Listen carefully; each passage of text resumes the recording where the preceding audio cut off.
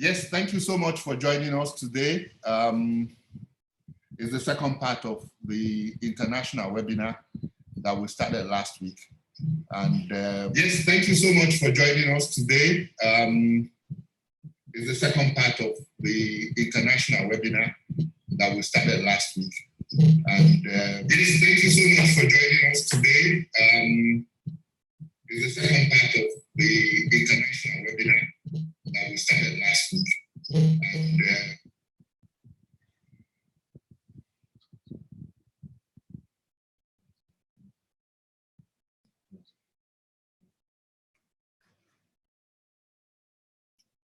please don't go anywhere.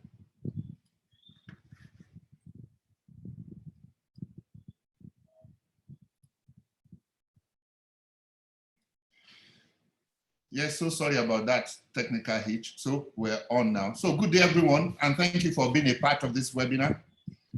Like I said, it's the final part of our international webinar on uterine fibroids, where we're exploring all treatment modalities.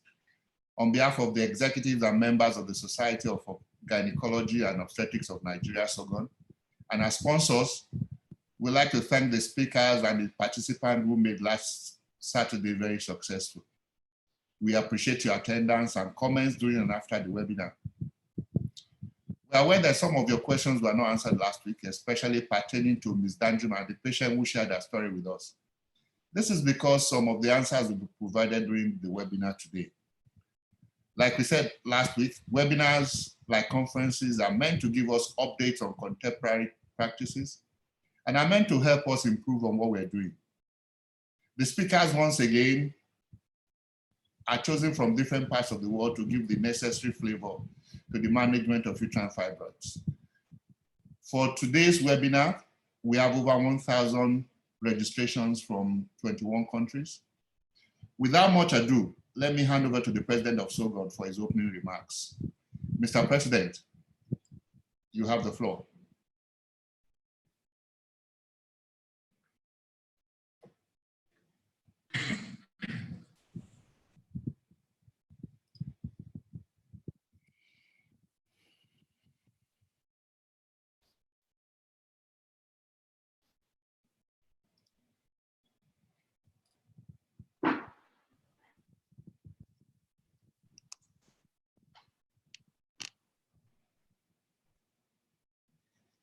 You probably have all panelists mute their mics until you're asked to talk.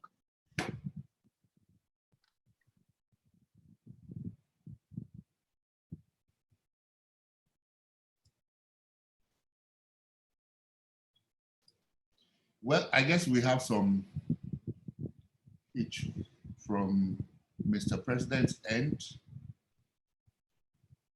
Hello.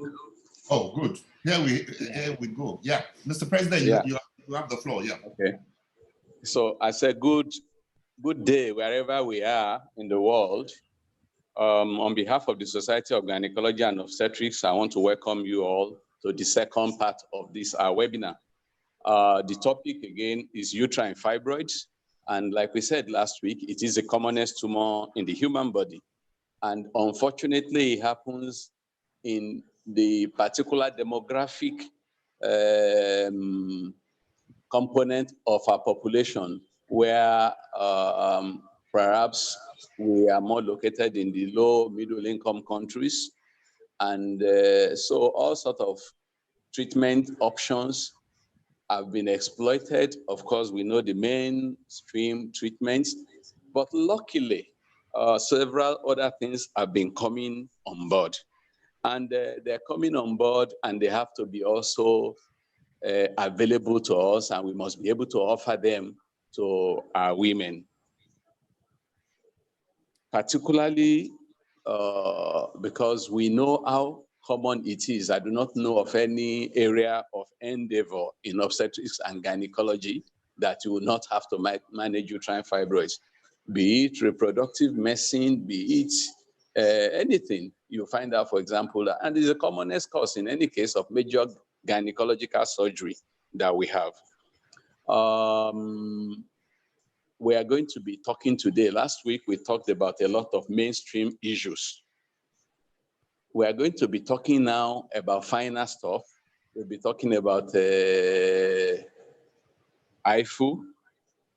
We'll be talking about uterine artery embolization.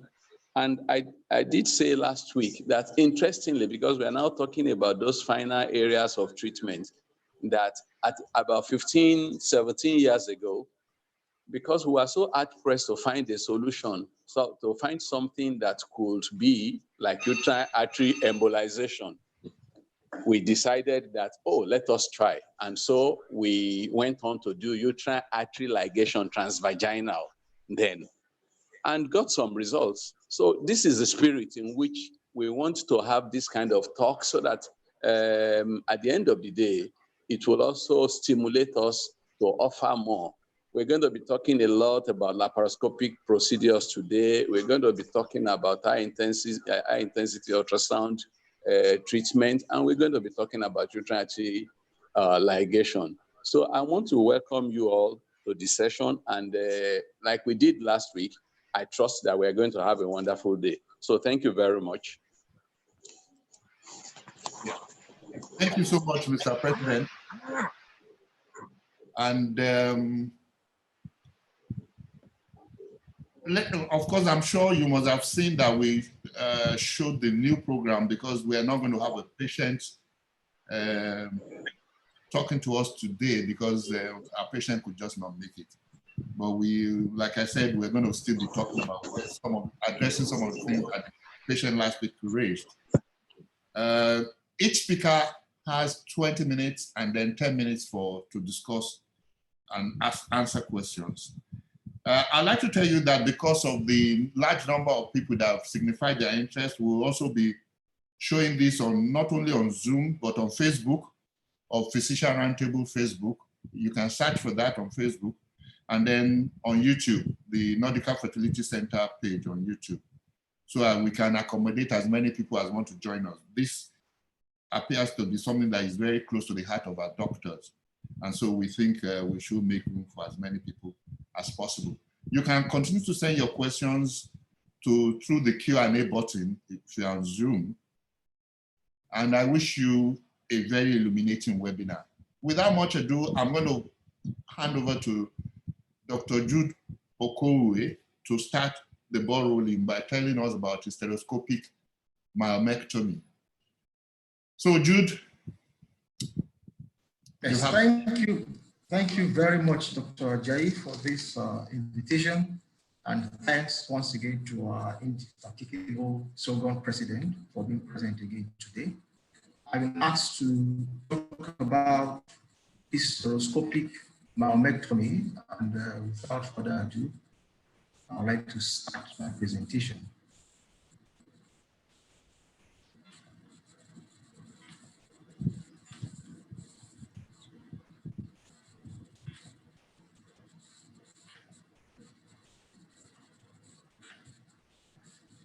Great. Today we are discussing hysteroscopic myomectomy. I must start by saying I have no financial interest to declare. As a way of introduction, our SOGON president has said so much about uterine fibroids. Fibroids, as we know, develop from soup muscle cells of Mullerian origin, and that's why we can find them in fallopian tubes, we can find them in the uterus, we can find them in the cervix as well.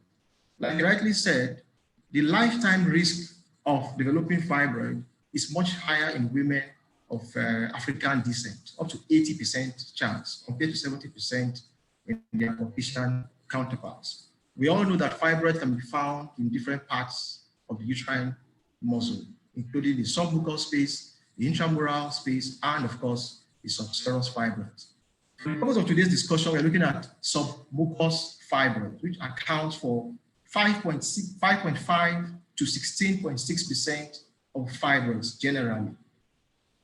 A quick history. If you check the history of myomectomy, they will tell you Dr. Washington Ackley was the first person to perform a myomectomy. But we also know that Victor Bonney actually popularized the practice of myomectomy. Why is this important to today's discussion?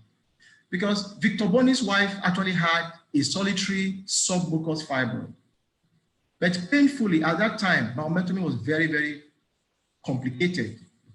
High rates of mortality, bleeding, and all that. So they had no choice but to carry out a hysterectomy, despite the fact that they had or they suffered from infertility. So that stimulated Victor Boni to work so hard to see how he could make myomectomy a much safer procedure than we have today. And of course, if she were to be alive today, she probably would have had a hysteroscopic myomectomy, because that's the preferred method of management of fibroid within the submucous space. The very first submucous fibroid removed hysteroscopically was reported and performed by Newith and Emin in 1976. That's a whole 44 years ago. Hysteroscopy, on the other hand, as we know, is a procedure for visualizing the uterine cavity with the aid of a telescope-like device called hysteroscope. And it dates back to 1869, when Commander Pantaleone cauterized a hemorrhagic lesion in a woman over 60 years of age. I think it turned out to be submucous polyp then. It's one of the safest and most easily acquired skills in gynecology. It has numerous advantages, even more advantages than even laparoscopic myomectomy, because there's no need for admission. There's no abdominal scar because you don't have to pass through the abdomen. There's early recourse to feeding. You will not find any intra-abdominal adhesions, minimal or no scarring of the myometrum if done very well. And of course, early return to work, which is a very big plus for employers. Not sure if it's so for employees. Now, there are various ways of classifying submucous fibroids. The European Society for Gynaecological Endoscopy has a system, very simple, straightforward system, where they classify type 0 fibroids as those fibroids that are completely within the endometrial cavity. The type 1 fibroids are those that extend less than 50% into the myometrum. In other words, a bulk of it is projecting inside the endometrial cavity. And of course, the type 2 fibroid, which extends 50% or more into the myometrum. To this, you can also add the angulation, the angle the fibroid makes with the uterine wall. Less than 90% for type 1 and more than 90% for type 2. A very good friend, Lasma, developed the STEP W classification system, which looked at the size of the fibroid. If it's less than 2 cm, they give 0. 2 to 5 cm, 1, above 5 cm, 2. So you give all these scores depending on what you see. If, for example, the fibroid is distally located, again, it's easier to remove, 0. If it's towards the fundus, 2. The extension of the base, if it's less than 1/3 the base, the extension within the uterine cavity, 0. 1/3 to 2/3, you give 1, above 2/3, you give 2. For the degree of penetration, it does the same thing that applies to the ESGA classification, 0, 1, and 2 as well. And finally, if there's a lateral wall, if the fibroid is on the lateral wall, you score 1 and add to what you had before. So a score of 0 to 4 means that the surgery is of low complexity. If it's 5 to 6, then it's a very complex myomectomy. You might have to consider pre-op treatment with GnRH. 7 to 9, you might have to carry out a different approach. The figure classification system encompasses both the ESGE classification, which is the type 0, type 1, type 2, and other forms of fibroids. Type 3, as you can see, which is just touching the endometrial cavity. The type 4, which is totally intramural. The type 5 is beginning to push into the subserous space, but more than 50% of it is within the muscle. And the type 6, more than 50% of the fibroid is in the subserous space. While the type 7 is pedunculated, the type 8, cervical, or any other kind of fibroid you will find. What are the indications for hysteroscopic myomectomy? Menorrhagia, very important, or any abnormal uterine bleeding. Of course, recurrent miscarriages. And as we discussed just now about Victor Boni's wife, infertility as well, because fibroids are capable, submucous fibroids especially, of causing infertility. It's important that patients are selected properly for this procedure. Not all patients are candidates for hysteroscopic myomectomy. Commonly, we perform it in type 0 and type 1 fibroids, fairly straightforward. For the type 2 fibroids, ESGE classification system, you have to have some advanced hysteroscopy skills. because these sometimes associated with even more than one stage approach at getting it out. But by and large, the size, the number of fibroids removed depends on the physician's skill. But the easiest fibroids to remove are those that are 3 cm and less and type 0. Multiple fibroids in other locations might preclude hysteroscopic myomectomy. It's important to evaluate the patient pre-operatively and prepare her for the surgery. Informed consent is of utmost importance. You must let her know about the likelihood of recurrence. You must also let her know about the possibility of a 2-stage approach. You should evaluate the uterus very well so you can be sure that this is the right patient or right candidate for hysteroscopic myomectomy. Rule out other things like polyps, rule out adenomyosis, and that's where things like saline infusion sonography comes in. Office hysteroscopy, transvaginal ultrasound scan can be performed. Magnetic resonance magnetic resonance imaging is also very important, MRI. Just that it's expensive, but the good thing about it is that it can help you differentiate between a fibroid and an adenomyotic tissue. It can also clearly tell the number of fibroids and precisely where they are located. Tests are performed. Common tests we carry out in everybody going for surgery, of course. We carried out this study in 2009 where we looked at, it was a review about the place of pre-treatment with GnRH agonists before carrying out hysteroscopic myomectomy.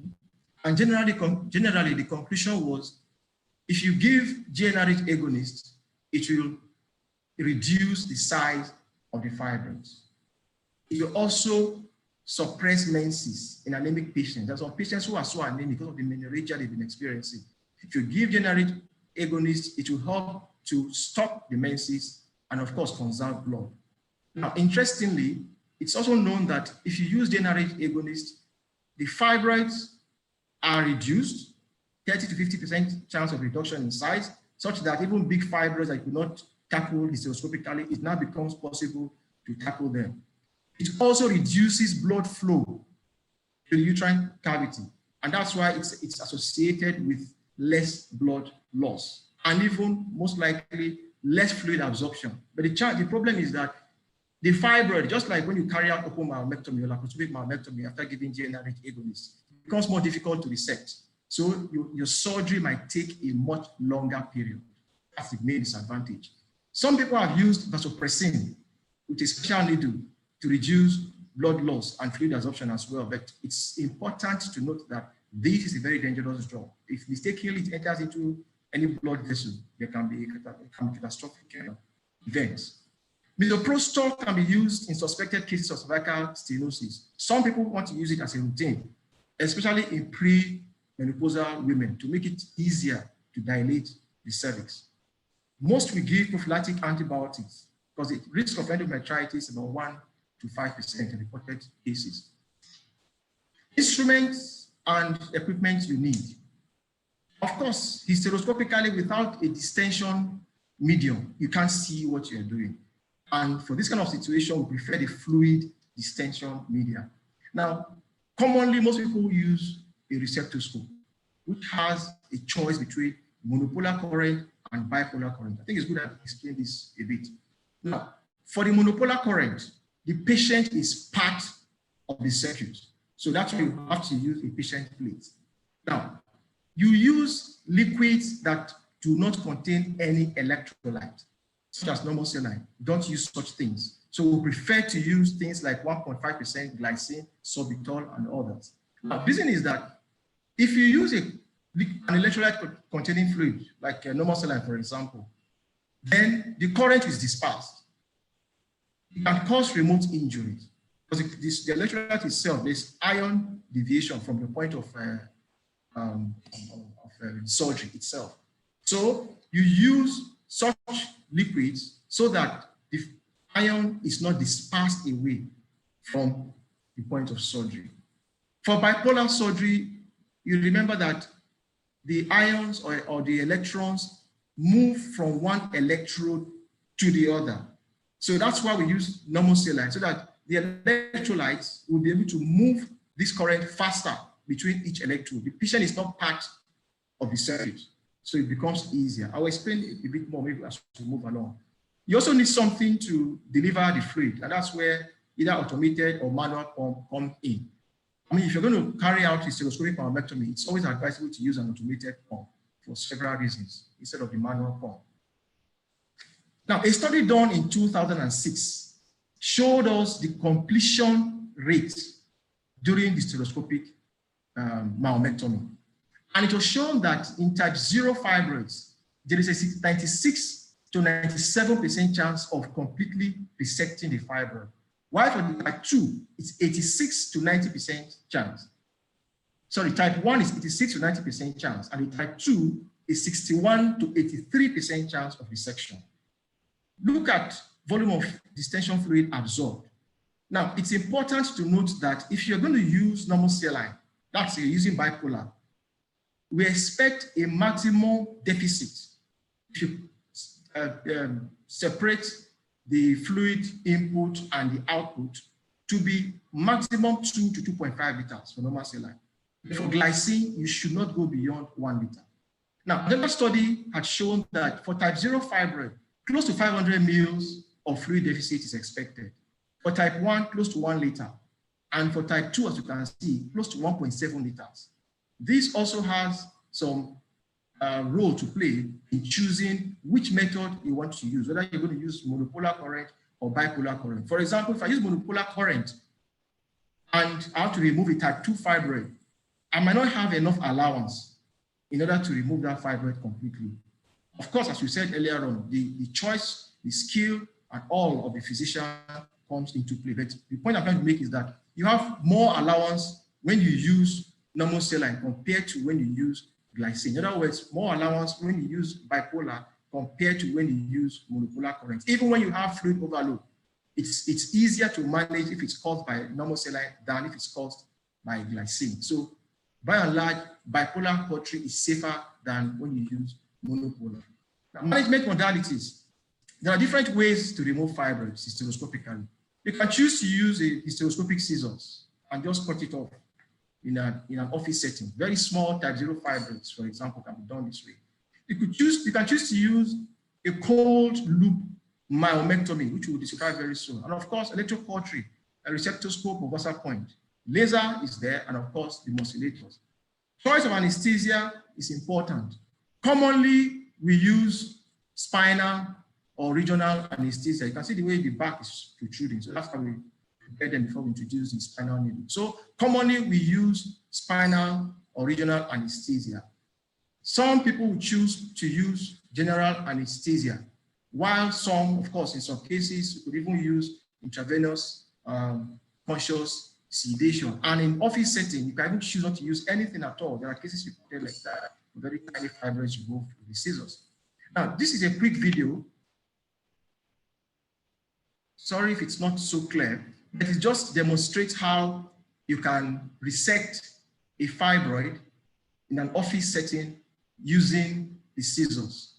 All you try to do is dissect away the fibroid from the pseudocapsule and of course from the connecting tissue that attaches it to the uterine wall. Now, the trick is to cut and push, or you can say push and cut. As you are pushing away with the scissors, you are cutting. So you are pushing away with the scissors, you are cutting. So you keep on doing this until eventually you end up cutting everything, and of course, get your grasper and get the fibroid out. Now, cold loop myomectomy. This was first described by Ivan Mazur in 1995. And in this very beautiful comprehensive review by Attilio and colleagues, he confirmed that at present, the cold loop technique seems to represent the best option as it allows a safe and complete removal of such fibroids in just one surgical procedure, while respecting the surrounding healthy myometrium. I think I skipped something. Okay, so in this approach, you could decide to use cautery to remove the initial portion of the fibroid projecting inside the uterine cavity. Once you've done that, you don't want to apply current to the myometrium because current, as we know, can cause endometrial damage, can cause damage to the myometrium and scarring as well. So the approach is when you now get close to the uterine muscle, you use a special rectangular loop and try to find the plane between the fibroid and the myometrium. Progressively dissect the fibroid from the uterine wall. Once you've dissected it, you now use a single tooth cold loop to now separate the fibroid from the myometrium without the use of current. For the resectoscope, most surgeons have some experience with this, very popular. I talked about the use of monopolar or bipolar cautery. Now, for monopolar, we use the lowest possible power setting, very important. Most bipolar machines I've seen have their own default setting, which again makes it safer. Now, the technique is to shave the fibroid from the farthest part to its insertion. You shave towards you and not away from you to avoid the risk of perforation. Always see the loop before applying current because painfully you might have perforated or be in the wrong place and you apply current, that's going to cause some harm. So always see the loop before applying current. Don't keep the loop stationary for too long while you're applying current. They are very, very hot. And it can be so hot that it damages the myometrium and even adjoining tissues like bladder and intestines that you cannot see. If you apply this current and you remain stationary. If the fibroid is pedunculated, you can attempt to directly cut it from its base, then get it out. Continue resecting until you reach the level of the endometrial cavity. That's usually for the type 0 fibroids. Now, this is just, sorry about the initial quality of this video.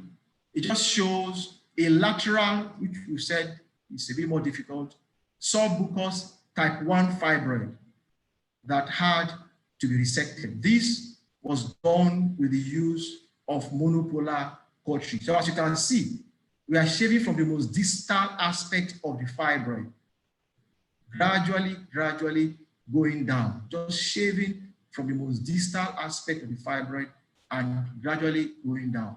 Now, you might ask precisely when do you stop? Well, you stop for a type 0 fibroid. By the time you get to the level of the endometrial cavity, you see it, and of course you stop.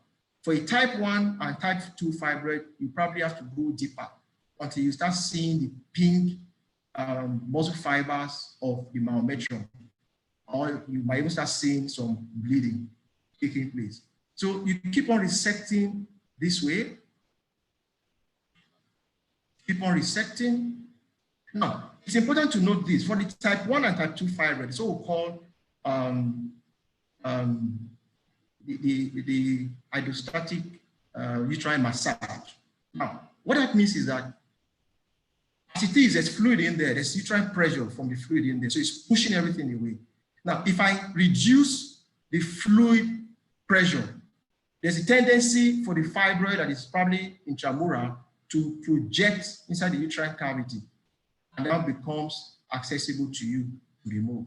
Some have even talked about the direct uterine massage, where they place their arm on the suprapubic space and try to push the uterus and push the fibroid down, especially for an anteriorly located fibroid. So you continue in this manner until you can see the pink aspect there. That tells you that that's the myometrium there. So you don't go beyond that aspect. This is a few seconds of video that shows the same procedure, but this time around using bipolar cautery. Type 0 fibroid removed using a bipolar cautery, which we have said is much safer to use than the use of a monopolar cautery. Now, VasaPoint uses bipolar energy. It vaporizes the fibroid. It's because of the very small surface area, there's minimal risk of damage to the endometrium, and it's much easier to use compared with the resectoscope. But the problem is that because you are vaporizing the fibroids, there's no tissue left for you for histology. A wide range of musculators are available. There's the TrueClear, there's the MyoSure. Now, what they do is that they use a rotatory blade that cuts the fibroid into tiny bits. One good thing about these oscillators is that the fibroid chips are removed. As they are being cut, they are being removed. Unlike what you saw with the resectoscope, where there might be a time when it becomes difficult to see because the fibroid chips now occupy the whole space. Now, it's been shown that the oscillator has a shorter operating time compared with the resectoscope. The disadvantage is that if there's any bleeder, you probably will not be able to cauterize the bleeding vessels. And it's advisable for use in type 0 and type 1 fibroids only. Laser initially fell out of favor, but thanks to the effort of my very good friend Sergio Hemovic and his laser school, it's now coming back to the fore.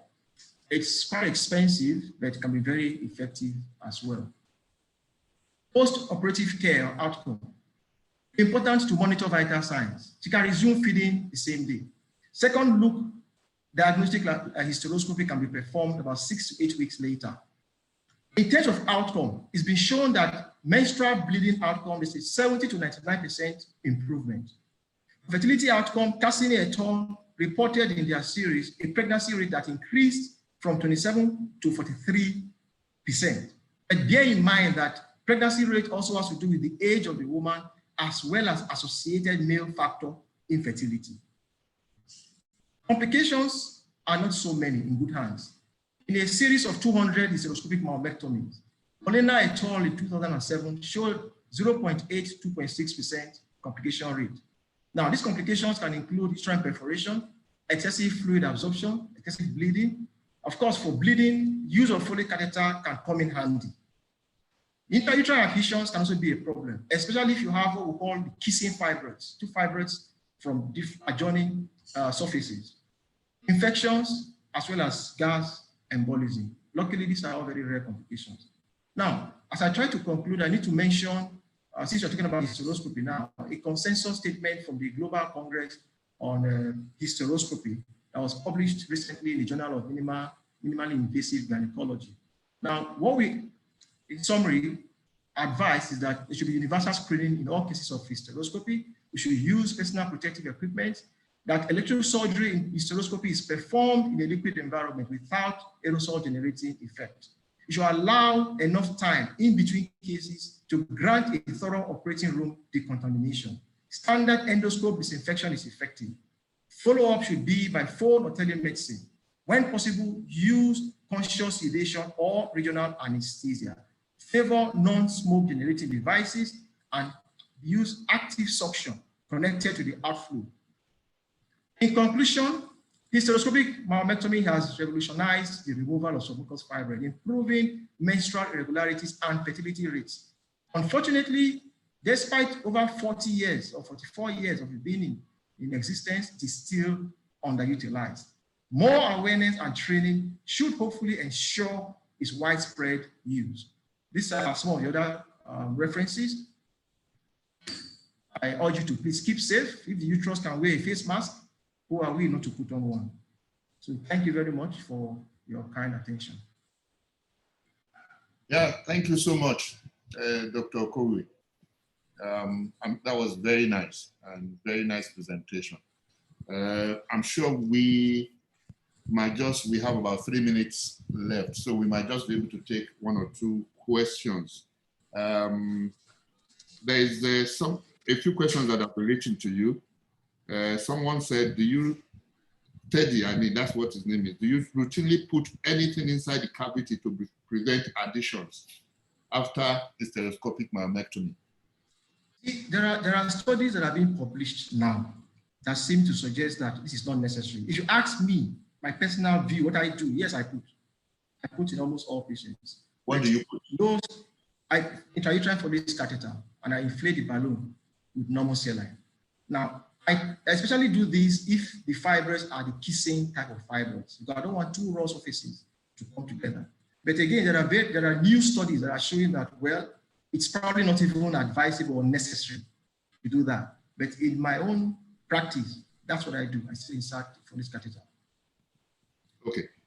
One very quick question, and then because this is from Johnson Amu. He says, how long did it take to resect And how was the fibroid retrieved from the uterine cavity? And how did you address pain management in the first video that you showed? Okay.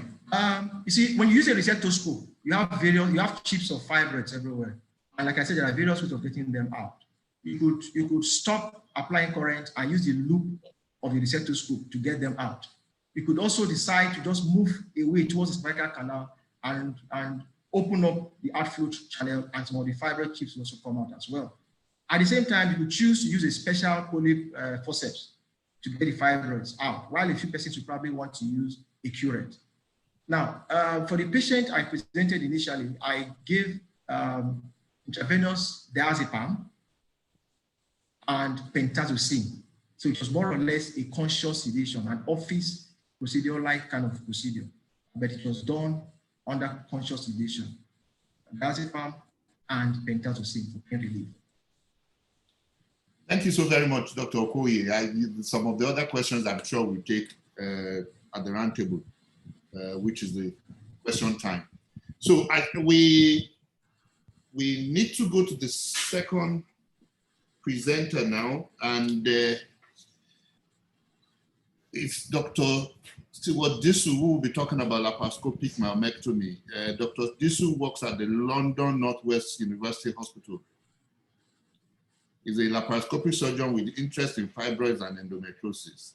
He's an accredited Da Vinci surgeon for gynecology. Dr.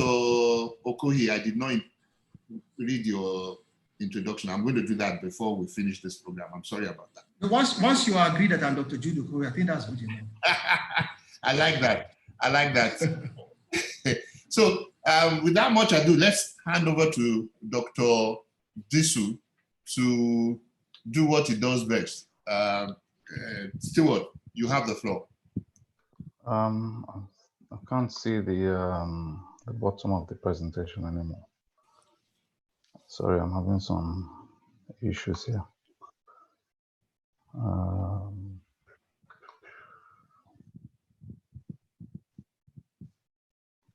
I can see you, Dr. Ajayi, but I can't see the rest of the other panelists.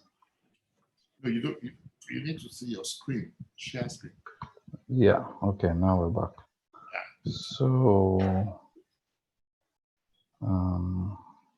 shared screen.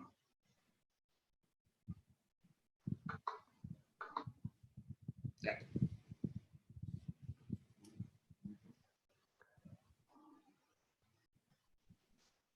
So I'm trying to load my presentation now.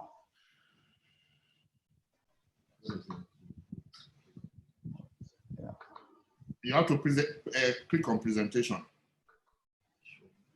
Is it good now? You got it. Yeah. Right. So thanks, Jude, for starting off with a very interesting presentation. We'll now go from the other aspect, which is laparoscopic myomectomy, and starting with the evolution of laparoscopy. Just a brief history slide that the first laparoscopic attempt on a dog was by George Kelling from Dresden in Germany in 1902, followed by Hans Jacobius in Sweden, who tried a laparoscope in humans. And I think the main person for pushing laparoscopic surgery is Kurt Sem, Munich in the 70s, and he performed the first laparoscopic myomectomy as well as oophorectomy. He then went on to perform the first laparoscopic appendicectomy as well. So if we look at the evolution of fibroids, Dr. Victor Ajayi had said last Saturday, and I agree with him, that the etiology is not really known. All we know is we know factors that are contributing to fibroid growth, such as genetic factors, more common in African women. West African women have the highest twin in the world, especially Nigeria. And we attribute that to some environmental factors such as Gesha yam, which contains a high estrogen content. Nevertheless, there are progesterone factors and autocrine factors as well. So the cohort of patients that I tend to deal with either in Lagos or in London are about the average age of 42, and they are well read now. They want minimal access surgery. They've read about it and are interested in laparoscopic myomectomy. So once your patient has that interest, it's left to you to decide whether she fits into your criteria. We know that fibroids grow between the age of 32 and 40 maximally, and therefore these ladies are presenting around that age. However, a lot of surgeons still prefer open myomectomy, and we wonder, why do surgeons avoid laparoscopy? First of all, it's due to the size of the uterus. Usually uteri greater than 14-week size, one wants to contemplate an open procedure. Patients that could have medical problems that could preclude the use of pneumoperitoneum.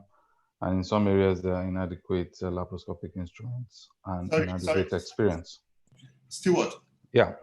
Please, can you move near your mic? Okay. Yeah.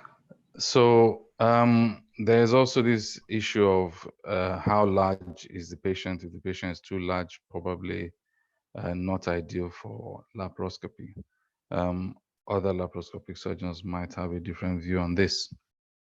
And if a patient has had previous abdominal surgery, there tends to be unidentified adhesions. So the criteria for laparoscopic myomectomy is, the first thing is to know your patient, know the history, where she's been, what has been done before, examine to check the fundal height. That should be about 20 centimeters, I think, is the criteria mark for laparoscopic surgery. And if the BMI of the patient is on the high side, then you have to think of your equipment, trocar length. There are different types. And then the next stage is your abdominal scan. Are you happy with that? Does it reveal enough? If it doesn't, consider a transvaginal approach. If you're still not satisfied, then request an MRI of the pelvis. I generally use GnRH Zoladex to shrink fibroids, a 3-month course. And obviously, then you can assess before and after the Zoladex for the modified Palmer's point entry. Jude has already alluded to the FIGO classification, so you need to know where your fibroids are before you can give a candid opinion onto the approach. Your MRI or your ultrasound you should be interested in the site, size, location, and number of fibroids. Do they need shrinking prior to surgery? And then you can determine your approach, whether laparoscopic or open. It's important to know whether your fibroids are anterior or posterior, as that can give you an idea of where your incisions are going to be made. Usually an elliptoid incision across here or across here makes it easier to suture if you make an elliptoid incision compared to a vertical one.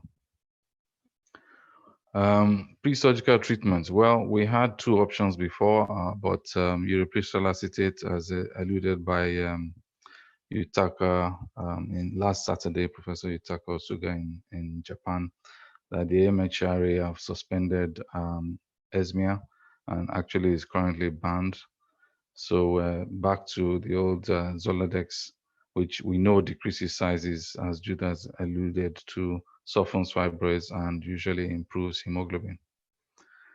The old adage that Zoladex obscures fibroid planes. Well, this picture here shows about 40 fibroids, which initially were tackled by myself laparoscopically based on scan findings. However, we had to convert to an open procedure.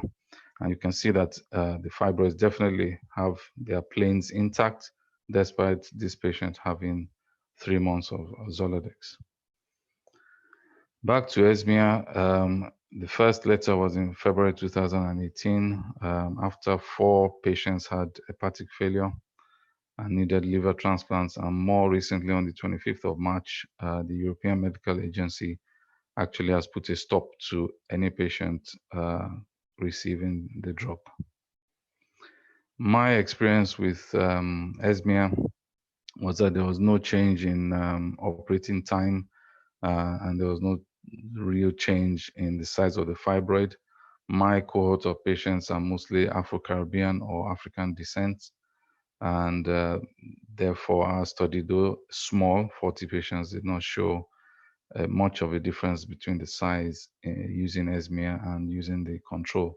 What we did know was that the hemoglobin was higher in the Esmia group, as most of them stopped bleeding whilst on the drug.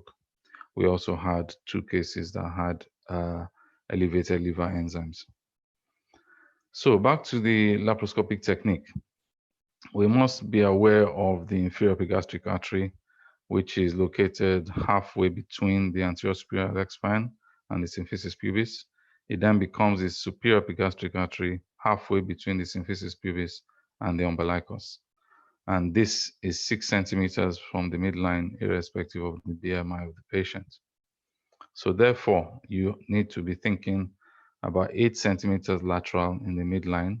Since the patient is already anesthetized and draped, it's difficult to find out where the clavicle is. So myself and Dr. Laimo, who's based in Nottingham, devised a modified Palmer's point, first published at the British Society of Gynae Endoscopy, where you measure 8 centimeters laterally and 3 centimeters from the subcostal margin. This is a consistent and reproducible spot, hence titled the modified Palmer's point, and avoids the epigastric artery. So indications of Palmer's point, well, obviously a large uterus, as discussed earlier. We use it for large ovarian cysts. If patients have had previous abdominal surgery, abdominoplasty, or previous abdominal incisions, we know the adhesion rate from a cesarean section is about 7%, and bowel adhesion rate from a midline laparotomy is about 30%, with a paramedian incision 40%. So these are indicators for the modified Palmer's point entry. The picture here shows a fibroid, obviously slightly above 20 centimeters or above the umbilicus. I've measured 8 centimeters laterally and 3 centimeters down, and that's the various needle going in a vertical direction. Looking at another angle with now pneumoperitoneum, that is the various needle there. It's a safe and reproducible method. So the next thing, Jude has already alluded to this, is pitressin. This was first described by Dillon in 1958, where he used 20 international units of pitressin in 100 ml of saline, and I inject this directly into the serosa, avoiding vessels. The modified Dillon's technique is 20 units pitressin diluted in 200 ml of normal saline and gives you the same blanching effect. This again was described as the modified Dillon's imputation by myself and Dr. Laimo in 2015. We have produced data that shows consistently that you still get a blanching effect and less chance of a general vasoconstriction to the anesthetist, who is always worried when we are using this drug. The dilutional effect makes it less complications to the woman's heart rate. All right. The next aspect is to know about modulators. There are now handheld modulators, battery-operated modulators made by Lina Excise and others by YSAP in Germany. And these usually go through a 10 millimeter port. Back to reducing blood loss during laparoscopic surgery, we usually start with IV tranexamic acid, 1 gram at anesthetic induction, and then put up a syntocinon infusion during surgery, 40 units in 50 mils if you've got a syringe driver. If not, 40 mils in 40 international units in 500 mils to run at 125 mils an hour based on the obstetric guideline. We also use misoprostol per rectum, 400 micrograms at an anesthetic induction, and this lasts over. You can repeat this if your surgery is prolonged. Next is to consider an incision, usually, as I said, an oblique incision on the anterior wall for anterior fibroids and on the posterior wall for posterior fibroids. We now have Stratafix PDO, which is a bibab suture which means that you don't really need to do intracorporeal suturing. All you need to do is, because it's bibarbed and bidirectional, you can go through the muscle and not be loose. For the serosa, I use Vicryl rather than PDS, just because that's my practice. And we use a perchlor hemostat, which is a hydrophilic powder, to put over the uterine surface. We also use anti-adhesive gel, halobarrier gel, to try and prevent adhesions. This is an example of the packets, the suture made by Ethicon, and the halobarrier gel. I'll now play a short video to show the laparoscopic myomectomy briefly. I should load in a minute.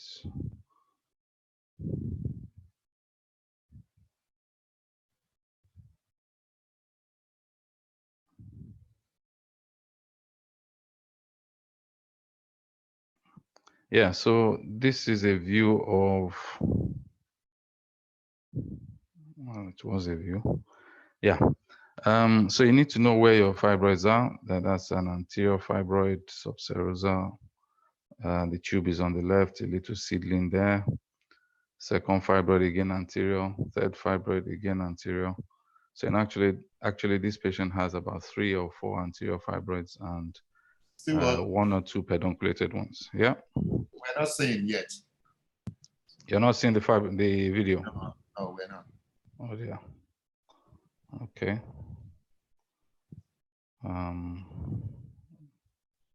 Try again.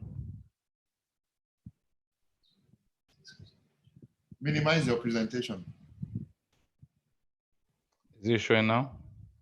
No, not yet. Wow. Yeah. That's You probably have to minimize your presentation. right. Showing now? No. Okay, so I think we forget about that then. Okay. We can see it after. Okay.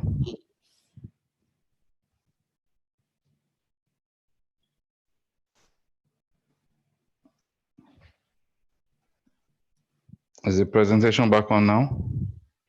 Your video is now here, but it's not showing yet. So, but I think if you Okay, let's continue. Okay, so the mosulated chips look like this. Usually strips of 10 millimeter strips and different types of lengths. Is safe in the fertility age group. There was a scare in 2014 when Dr. Amy Reed, who was a geneticist, and I believe her husband was an anesthetist, and her brother-in-law was an editor in the New York Times. What people don't realize is that this lady was 51 years old and had a laparoscopic subtotal hysterectomy for uterine fibroids. She didn't have a laparoscopic myomectomy. So in actual fact, you query that maybe she should have had an abdominal procedure in the first place, since it was supposed to be a hysterectomy. Unfortunately, she was found to have metastasis in the chest and had histology confirmed a leiomyosarcoma. I understand she has since passed away. And Elizabeth Pritz looked at data in 2015 and published a meta-analysis that the incidence of leiomyosarcoma, after looking at 30,000 women undergoing fibroid surgery, was actually 1 leiomyosarcoma in 8,300 surgeries. Another analysis looked at another paper where there was 1 leiomyosarcoma in every 2,000 procedures. So at least you have a range to tell your patient the risk of developing a leiomyosarcoma, or the incidence of 1 at laparoscopic myomectomy. My initial UK data of the first 35 patients that I did, the average age was 40 years old.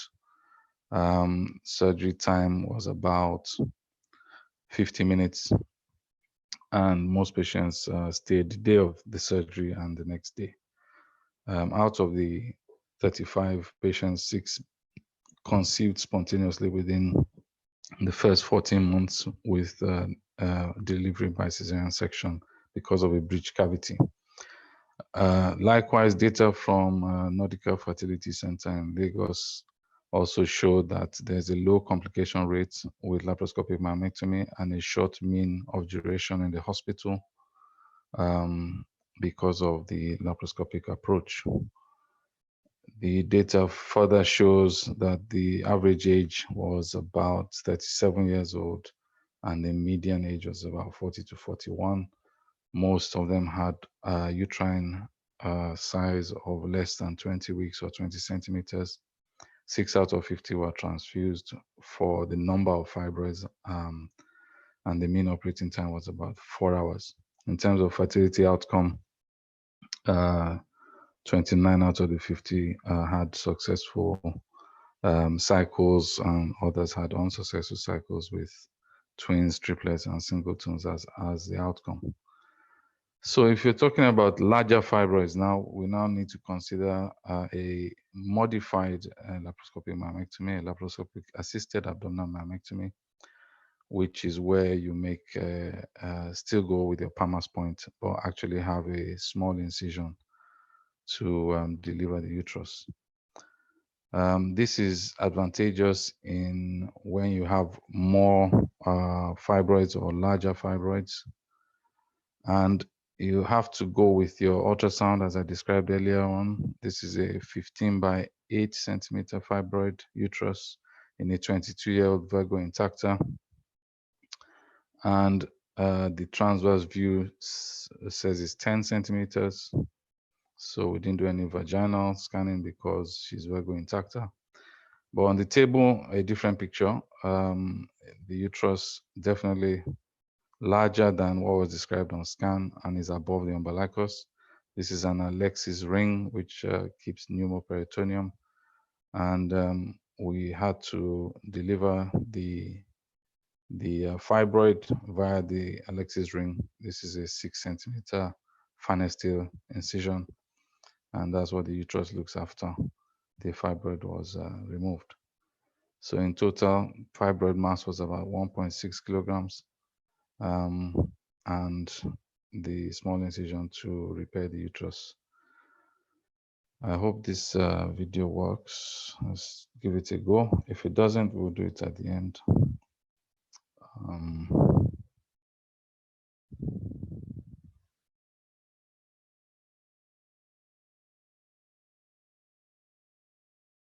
Is it showing, Dr. J? If you want to do that. Is it showing? No, it's not. Okay. All right, we'll show it at the end then. So back to the presentation.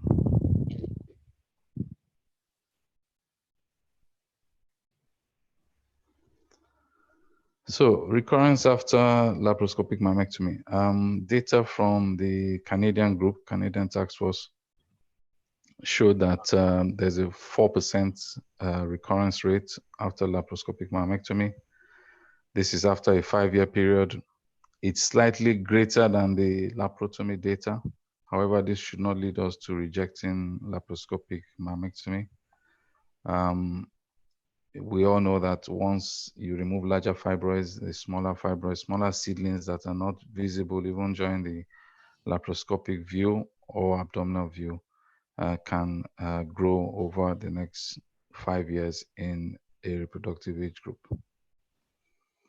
Also, looking at rupture after laparoscopic myomectomy, there's a 0.6% chance, so 6 per 1,000. Looking at 523 women, again in the Canadian group, which were followed up through to the end of pregnancy, they found that the median diameter of myoma that was removed was 4.9 centimeters, and 3 out of the 523 women had uterine rupture during pregnancy. This is similar to abdominal data.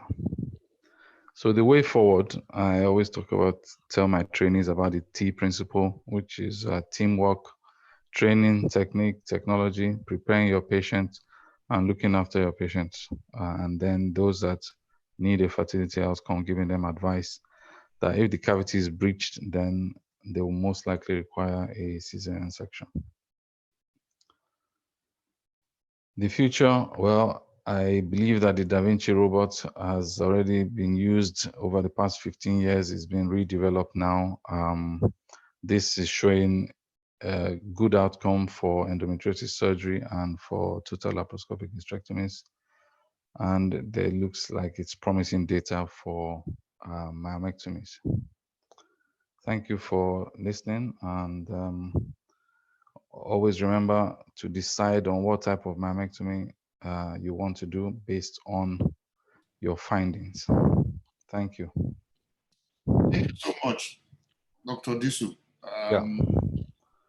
I'm sure so many people, they've already asked some questions, and this is going to generate a lot of discussion.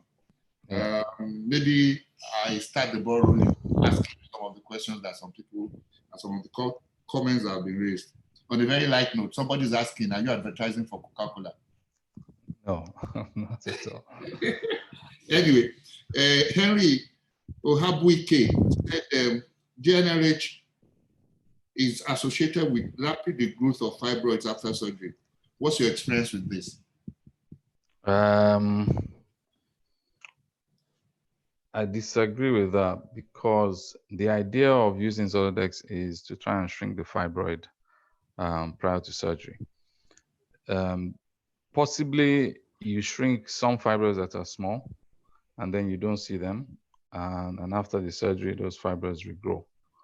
That could be one aspect, but that there is a surge of growth after GnRH analogs, I haven't come across that data. What I do know is 3 months of GnRH analogs, it takes 3 months for the body to recover after you stop it. So we do know that even when you do abdominal myomectomies, patients still come back 2 to 5 years later with or without GnRH analogs and still have fibroids, new fibroids. Thank you. Yeah. Another question is the value of syntocinon. Yeah. In non-pregnant uteri. Yes. So initially, I challenged this when I first started my practice. I didn't used to use syntocinon infusion, but I've come across data that shows that actually, when you open the uterine serosa and you use misoprostol and you also use syntocinon, your blood loss is remarkably reduced. So whilst you're doing the surgery, you apply these drugs. Once you finish your surgery, there's no advantage in using syntocinon on a non-pregnant uterus. I agree on that. But there are receptors in the uterus, and once you breach the myometrium, it makes sense to have some uterotonics. We do know misoprostol does work, so why shouldn't syntocinon work as well? Okay, thank you. Now, maybe I'll take just one more last question. Yeah. What's your opinion about containment bag in lap myomectomy? Yeah, so we still argue this even in international conferences. Arnaud Vattier did his research on fibroids, and there are seedlings. There are advantages of using the bag. In the reproductive age group, if you don't think the woman has a leiomyosarcoma, then the advantage of using the bag is questionable. What you want to do is chase your seedlings, the small fibroids that you've morcellated. So if you feel that it's better, then you can use a bag. I routinely don't use a bag.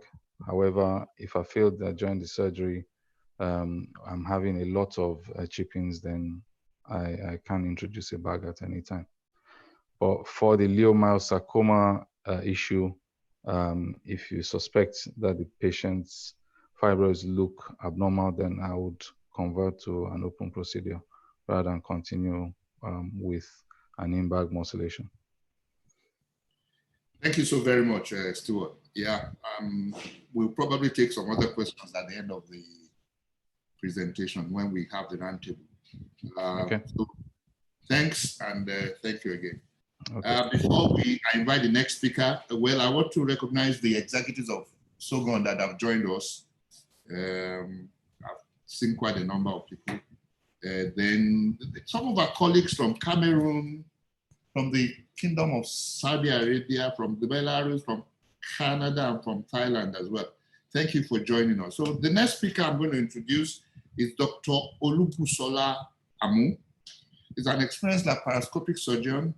He worked for so many years at the Wembley Stadium of IVF, Oldham General. And I used to love going to visit him because he used to connect me to IVF. But he's left there now and is now based in Qatar as a senior consultant and lead for outpatient services at the Hamad Medical Corporation in Qatar. It's my pleasure to invite Dr. Olubusola Amu to talk to us about what the possible complications that can arise from surgical management of uterine fibroids. Busola, thank you very much. The floor is yours.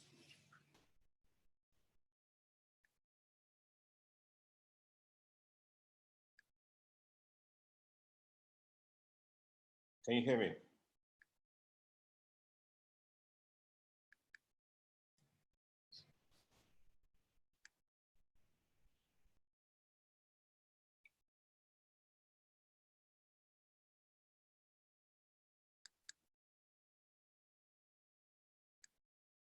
Can you hear me at all, please? Yes, I can. You are very audible. Okay, thank you very much.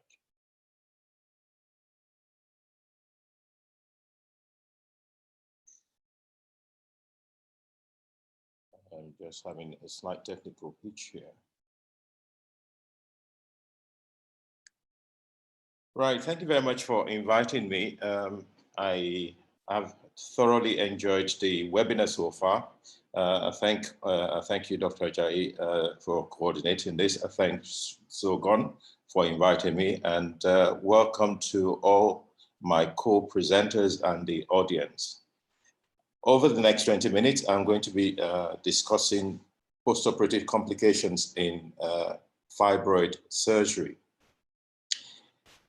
As you would have seen, there has been quite a lot of overlap in medical and surgical management of uterine fibroids. And what I have tried to do has been to tease out the surgical approach to the management and scrutinize the operative and post-operative complications that follow the surgical management. So in doing this, I actually went to the Webster Medical Dictionary to fully understand what a surgical operation is and the definition of a post-operative, what a post-operative state is and what a post-operative patient is. So post-operative complication could be problems affecting the patient after surgery, and it could also be complications that occur post-operatively, which may not be directly related to the surgery itself. And as we go along in this talk, you find out why this is very pertinent to fibroid surgery. So a quick overview. Uterine fibroids are the most common types of pelvic tumors in women. And as Jude alluded to earlier on, there's almost an 80% lifetime risk in women of developing this tumor.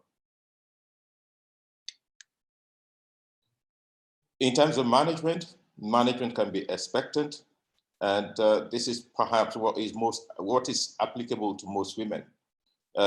Last week, we heard about the different medical therapies available. Today, we've also, we have listened to endometrial resection. We also know that there are non-excisional procedures like the ablation, and later on we'll be listening to uterine artery embolization and focused ultrasound therapy.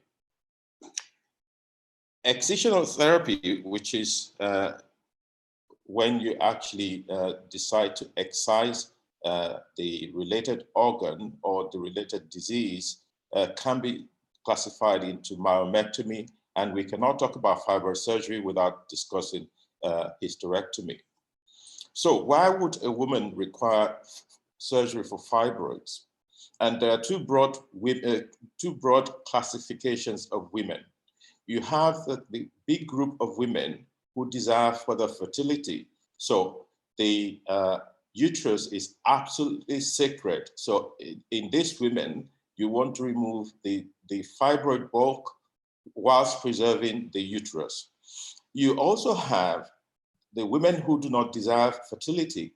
And there are two groups, particularly if you work in my region where there is both emotional and religious attachment to the uterus. So although they do not desire fertility, they wish to retain their uterus, in which case you will offer them a myomectomy. Or if they do not desire fertility and they do not have any strong attachments to the uterus, you may offer them a hysterectomy. So what are the surgical approaches to managing uterine fibroids?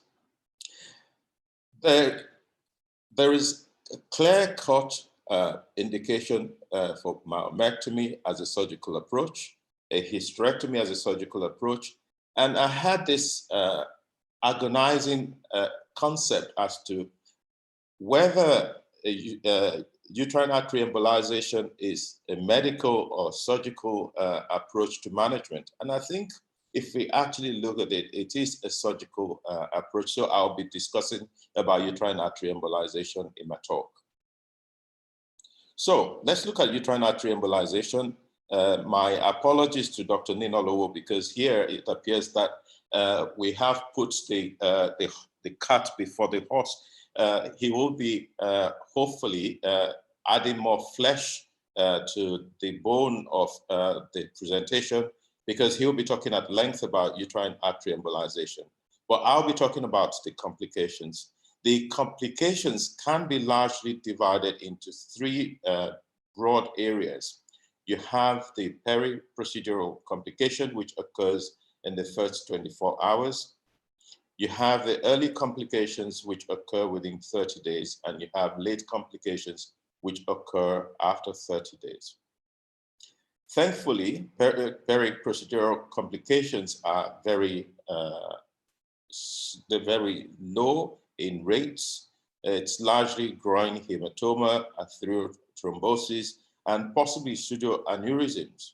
And majority of them are self-limiting and do not require any major intervention. The early complication is classed under what is known as the post-embolization syndrome. The post-embolization syndrome usually occurs between 2 and 7 days after the surgery. They consist of pelvic pain, cramping, nausea and vomiting, low-grade fever, and generalized malaise. As with the early complications, with the peri-procedural complications, they're usually self-limiting, and in some cases, at most, you will require antiemetics and non-steroidal anti-inflammatory agents. One of the troubling side effects or complications of uterine artery embolization is profuse vaginal discharge, which may or may not be associated with pelvic pain. Usually occurs in about 16 to 20% of patients. In some cases, it is perhaps due to a submucous intercavitary necrotic fibroid, which the uterus is trying its level best to expel. So it is not uncommon, and patients should be advised about this, that it is possible for them to have spontaneous expulsion of a fibroid within a few weeks of having uterine artery embolization. Now, what are the other significant complications? Because obviously you are throwing showers of embolic agents, you can have inadvertent endocrine damage to other organs. It has been described in the gluteus muscle. More relevant is the damage to the uterus and the ovaries. There are concerns that ovarian insufficiency and perhaps impaired fertility may occur after uterine artery embolization. And the theoretical explanation for this is, like I said to you before, because you are throwing emboli into these arteries. However, what is known is the pelvic vasculature is very forgiving, and very quickly it establishes reanastomosis, and you will find that though some patients have post-procedural amenorrhea, and this would occur in about 2 to 14% of patients, there is usually spontaneous resumption of the periods within 12 to 24 months. Now, there are reports of poor obstetrical outcomes in patients with uterine artery embolization. There are some suggestions that there is a slight increase in the incidence of preterm labor, and there are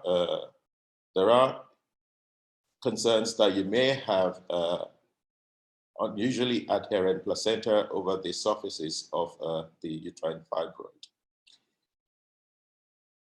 Another major complication is the need for further surgical intervention. It is believed that about 15 to 32% of these patients will require another type of surgical intervention within 2 years of the procedure. And ultimately, about a third of the patients will end up with a hysterectomy within 10 years. Mortality after embolization is very rare, but when it occurs, it seems to be as a consequence of a necrotic myoma or as a consequence of pulmonary embolism from the embolic agents. We must also look at technical failure, because this does happen, and it should be seen as a complication of the procedure. It is thankfully very low, just about 1 to 2%, but it does occur. We cannot talk about embolization without these two major studies. You have the ME trial, which is a randomized trial looking at 156 premenopausal women who had either uterine artery embolization or hysterectomy. At 24 months, there was no difference in menopausal symptoms or their AMH scores. But then when you compare the uterine artery embolization with the general population, they tend to have a relatively lower AMH score. However, what is reassuring here is younger ovaries, i.e. when uterine artery embolization is done, they tend to have a greater capacity for full recovery after initial ovarian damage. The hopeful study, which was performed in the UK, looked at 459 hysterectomies versus 650 uterine artery embolizations. They followed this patient up for almost 9 years in the hysterectomy group and about 5 years in the uterine artery embolization group. They found that the symptom relief rates were more or less the same, and the uterine artery embolization rate for the surgery was about 23%.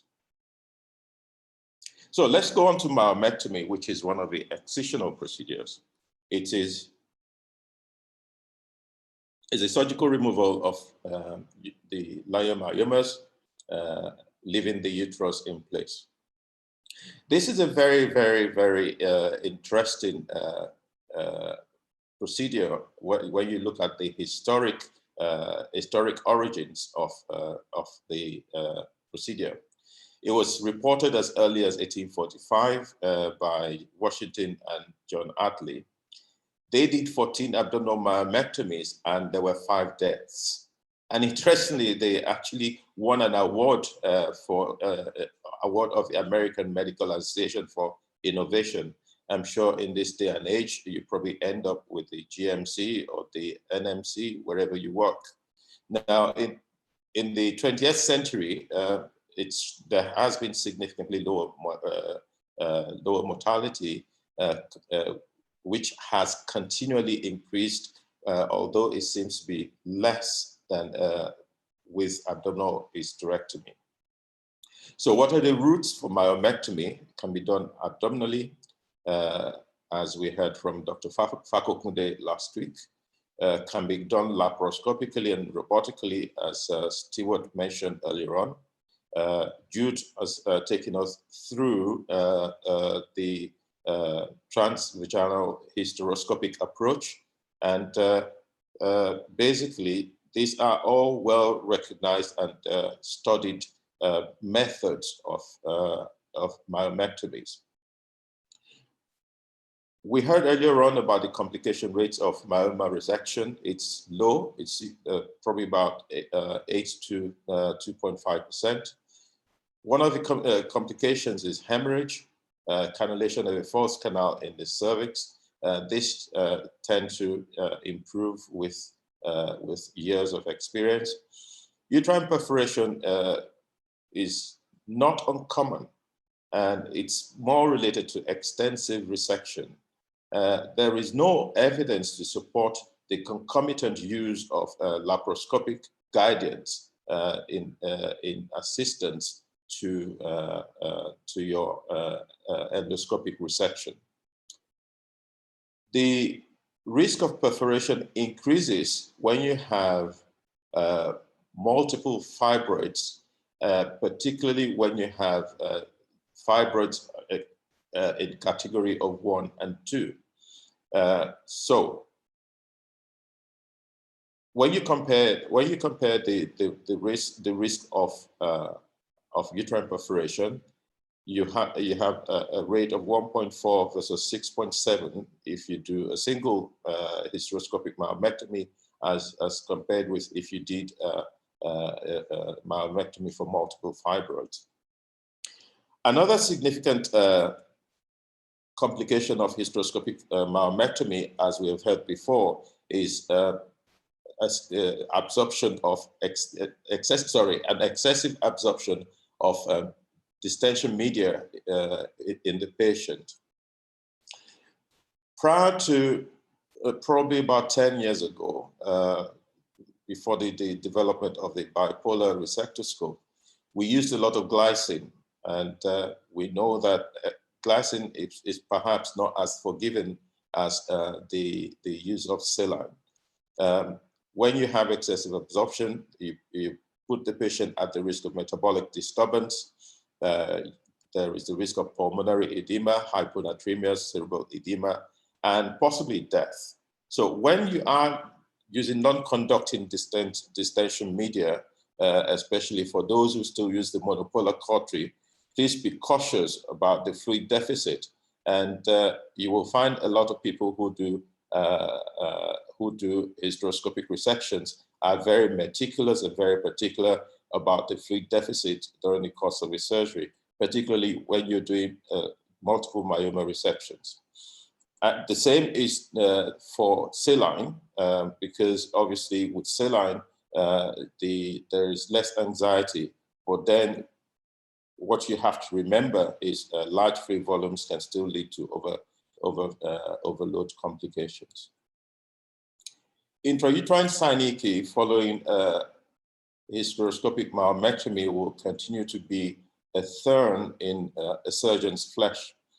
And there have been various attempts at reducing the incidence of intrauterine adhesions. We have heard about the use of the copper intrauterine device. I have used a hyalubarrier in the past.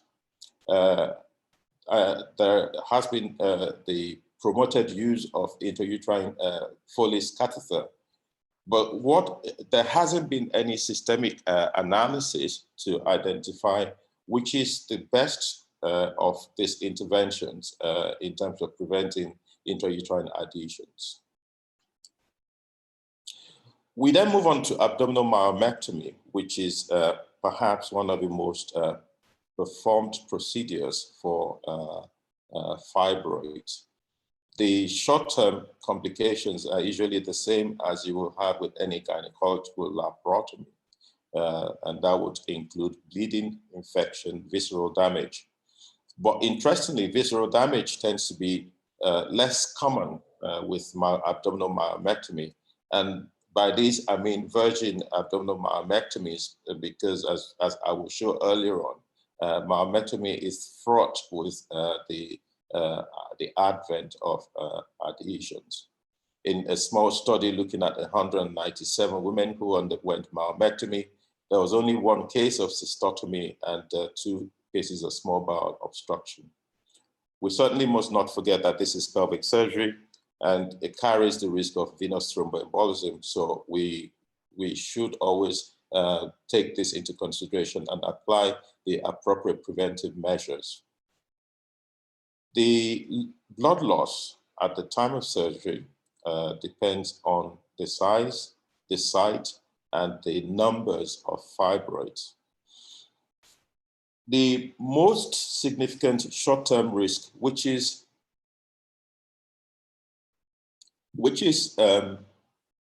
very concerning to any surgeon, is the need to convert a myomectomy to a hysterectomy, particularly in a patient who has the desire to keep her uterus or who is in the reproductive age group. This is not a decision to be taken lightly, but you may actually end up in this conundrum, particularly when you have difficulties with reconstructing the uterus and you cannot control the bleeding intraoperatively. Thankfully, the risks are very small. Iverson, in a study done by Iverson, they looked at 103 myomectomies, and in only 2 cases did they need to convert to a hysterectomy. And that is more or less replicated by his colleagues in 1993, when they had to convert 1 out of 130 cases to a hysterectomy. My friend and colleague, Stewart, has mentioned a lot about laparoscopic myomectomy. The injuries or the complications of laparoscopic myomectomy would be injury to the bladder, bowel, ureter, and blood vessels, as you would have with any laparoscopic surgery. However, during the course of the surgery, you may run into problems when you have not applied appropriate hysterotomy to be able to enucleate the fibroid. There are also concerns with regards to hemostasis, and this is where your suturing technique comes into account. Now, thankfully, we have Stratifix now, which has saved quite a lot of endoscopic surgeons from the heart-wrenching race towards achieving hemostasis with the routine laparoscopic suturing methods. One of the peculiar complications following laparoscopic myomectomy is morcellation injuries. And I think this and the concern about morcellating or the inadvertent spread of malignancy has reduced the use of morcellation in quite a few countries. Now, when would you convert laparoscopic myomectomy to an abdominal myomectomy?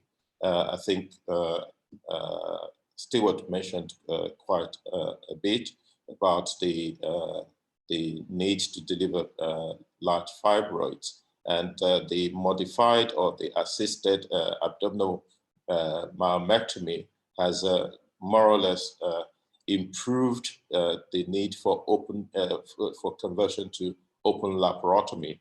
In any way, approximately 8 to 10% of patients would require to be converted depending on the complexity of the cases. He mentioned very briefly about robotic-assisted myomectomy. It's becoming very fashionable because of the dexterity, the ease of manipulation and tissue dissection, the efficiency and accuracy, and the ease and comfort associated with robotic surgery as compared with laparoscopic surgery. Now, the absence of tremor, particularly when you have been at it as long as I have been and you are aging, seems to be taken away by the use of the robot. It also provides you with a three-dimensional image with superior instrument articulation, and particularly because you operate sitting down, it's of great comfort to the surgeon. So let's look at myomectomy generally. We have spoken about the different modalities, but there are complications that seem to be generic to myoma surgery. There is a concept of a myomectomy fever, and this fever tends to occur within 48 hours after surgery. It would occur in about 12 to 67% of patients following myomectomy, which is a fourfold increase when you compare this with a hysterectomy. Now, when a patient presents with postoperative pyrexia, one of the things that you take into consideration is the advent of other localizing causes. But with myomectomy fever, you will find that after excluding factors like urinary tract infection, pneumonia, atelectasis, there is actually no demonstrable underlying reason for the fever. And it is felt that it may be due to the release of pyrogenic factors during myoma dissection, or from the hematoma forming in the defects by the defects when you have removed the myomas. You will recall Dr. Fakukunde spoke about meticulous hemostasis and meticulous attempt at closing the cavities when you have done an open myomectomy. And I think this is one of the myomectomy fever is one of the likely complications that you can get. As with any abdominal laparotomy or abdominal incision, there is a 2 to 5% risk of wound infection. Adhesive disease is a huge nightmare, and it's well documented following myoma surgery. There was a study which undertook a second look laparoscopy following open or abdominal myomectomies. They looked at 45 patients, and in about a third of them, they found adhesions. Various factors have been postulated. We have heard about the traditional teaching of the posterior location of myoma and having a posterior incision, the presence of sutures, but it just seems to be more common with myoma surgery, the incidence of adhesions. There are various types of anti-adhesive agents available now. Dr. Stewart mentioned about hyaluron barrier. There's icodextrin. You have the Intercede, which you can put over the myomas after your suturing to try and reduce the incidence of adhesions.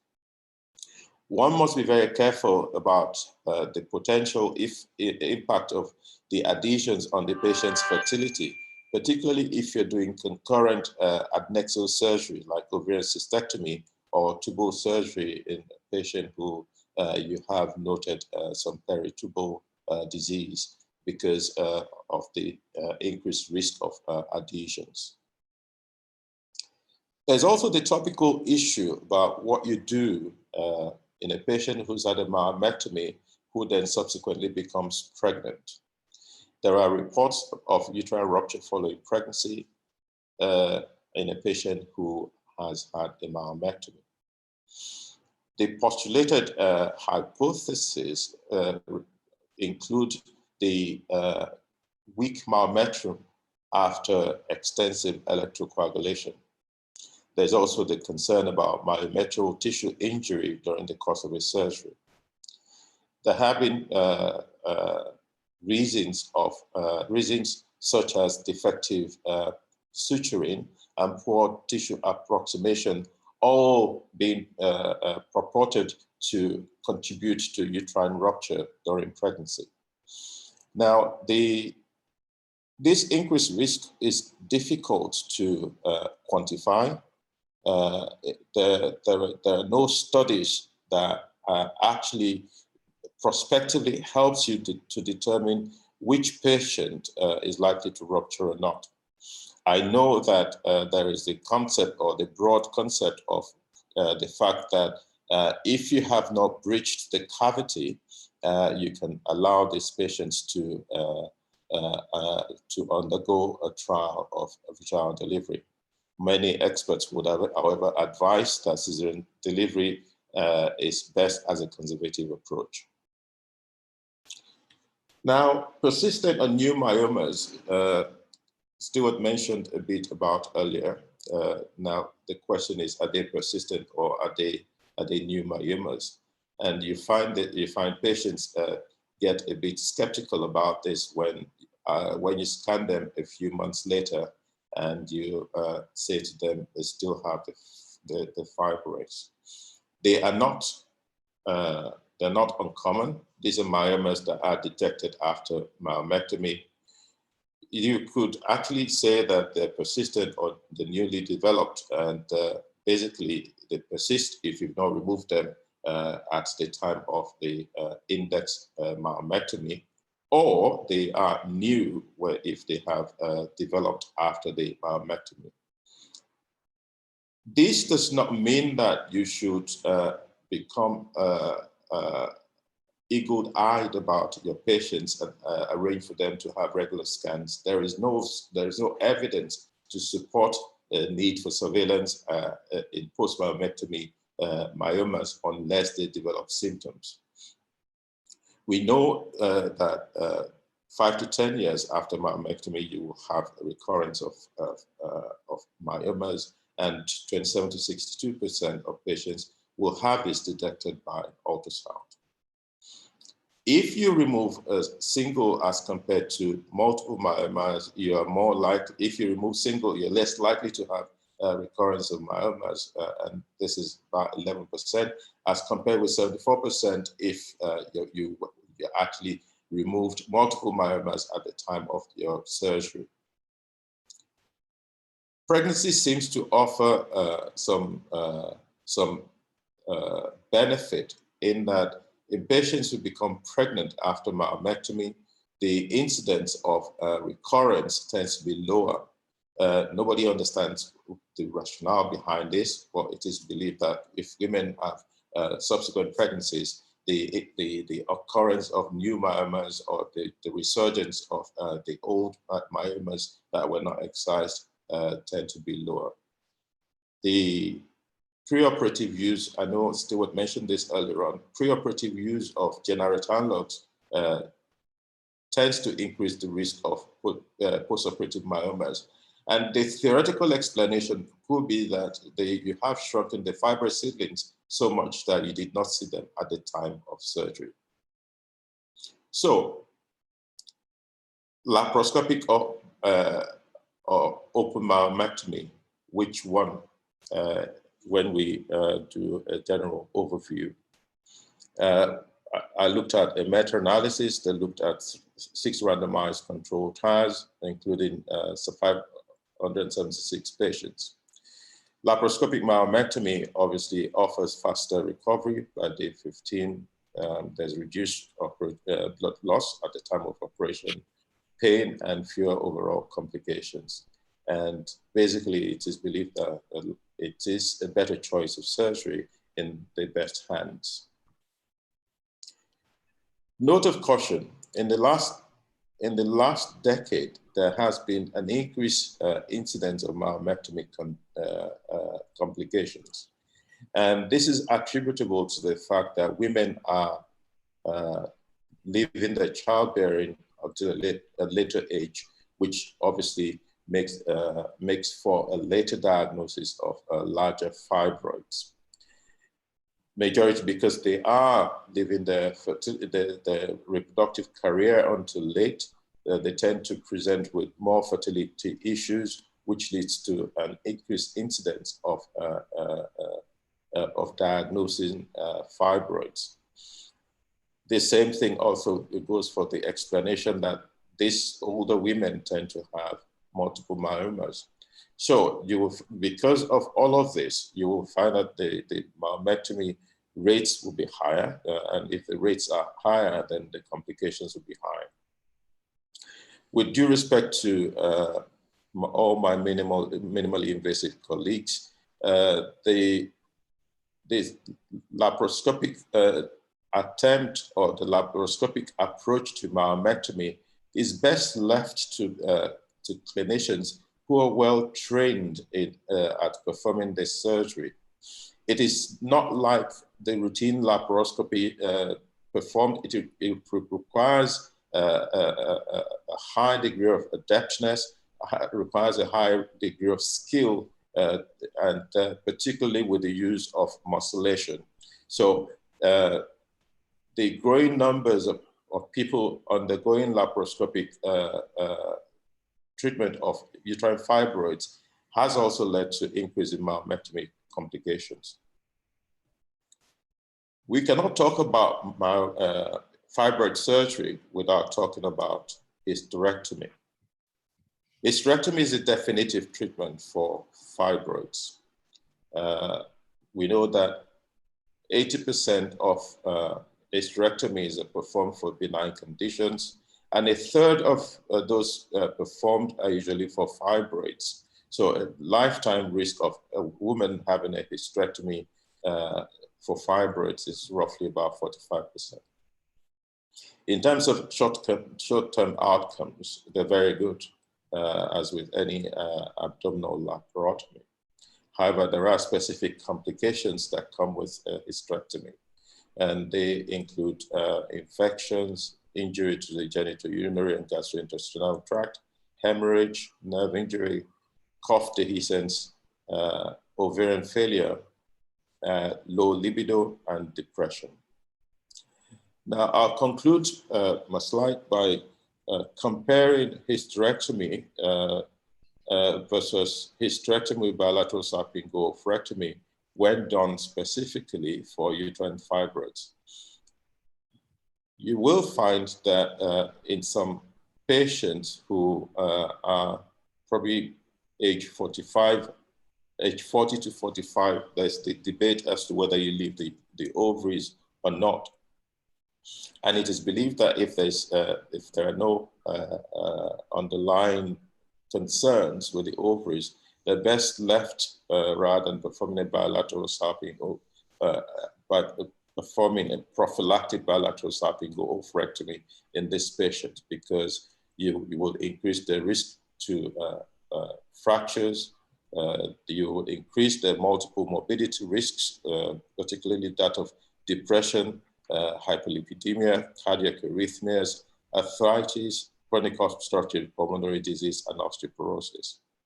It's also believed that there is significantly higher mortality in these patients who received bilateral oophorectomy before the age of 45, as compared with patients who had hysterectomies without oophorectomy.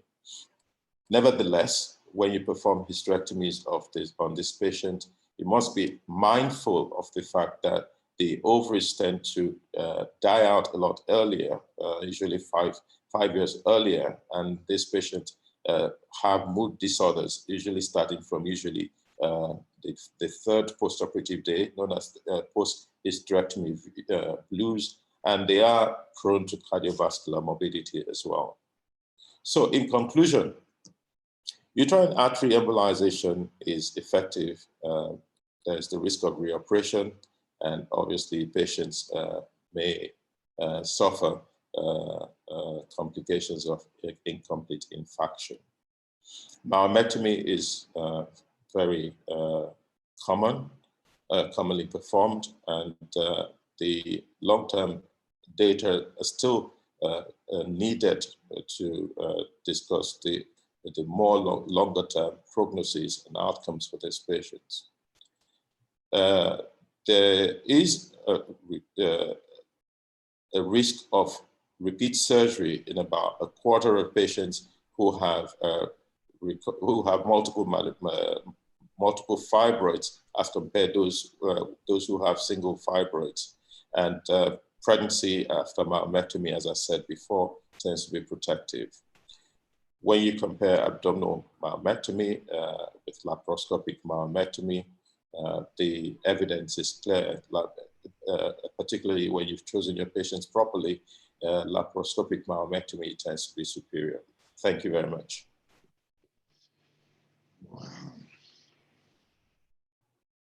Yes, thank you so much, Dr. Amu.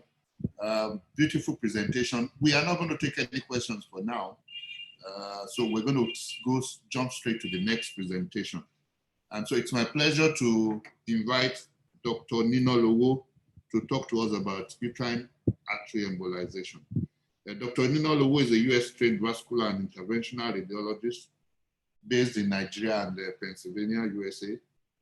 And he offers full spectrum of vascular and interventional radiological services in both countries. So it's my pleasure to invite Hamed to please take the floor. Hello, all. Can you see my screen, Dr. Ajayi? Sure, sure. All right, thank you. So thank you, Dr. Ajayi, for including me in this webinar, and thank you, SOGON, for also inviting me to be part of this. It's quite an honor. And Dr. Amu, thank you for talking about the complications of uterine artery embolization. So I could skip that part a little bit. So my name is Hamed Ninolo. I'm an interventional radiologist. I have a practice in Nigeria called IR Doc Nigeria. I'm also an attending physician at Gynaecology Health System in Pennsylvania. And I'm going to be talking about uterine artery embolization. So as compared to the treatments that we currently have available here in Nigeria, such as the surgical treatments that have been talked about already, uterine artery embolization is a minimally invasive way of treating fibroids, where we really only require a nick in the skin that's size of a pen tip in the femoral artery or the radial artery to get to the uterine artery. And the process is essentially getting a catheter from that femoral artery, or if it's the radial artery, coming from the top in the aorta here, and getting that catheter to select the uterine artery. And the goal is to deliver particles, which basically cut some blood flow to the fibroids. And the goal is, again, to cause fibroid infarction, to shrink the fibroids, and in some cases, be able to completely eradicate the fibroids, especially with some smaller fibroids. So this is just an MRI of one of the first patients we did here in Nigeria about 1.5 years ago. This is a T2 weighted MRI in the sagittal plane, of course, showing the uterus in the sagittal plane, and then showing multiple fibroids. And what you will notice in this patient is that she also has this big cervical fibroid here.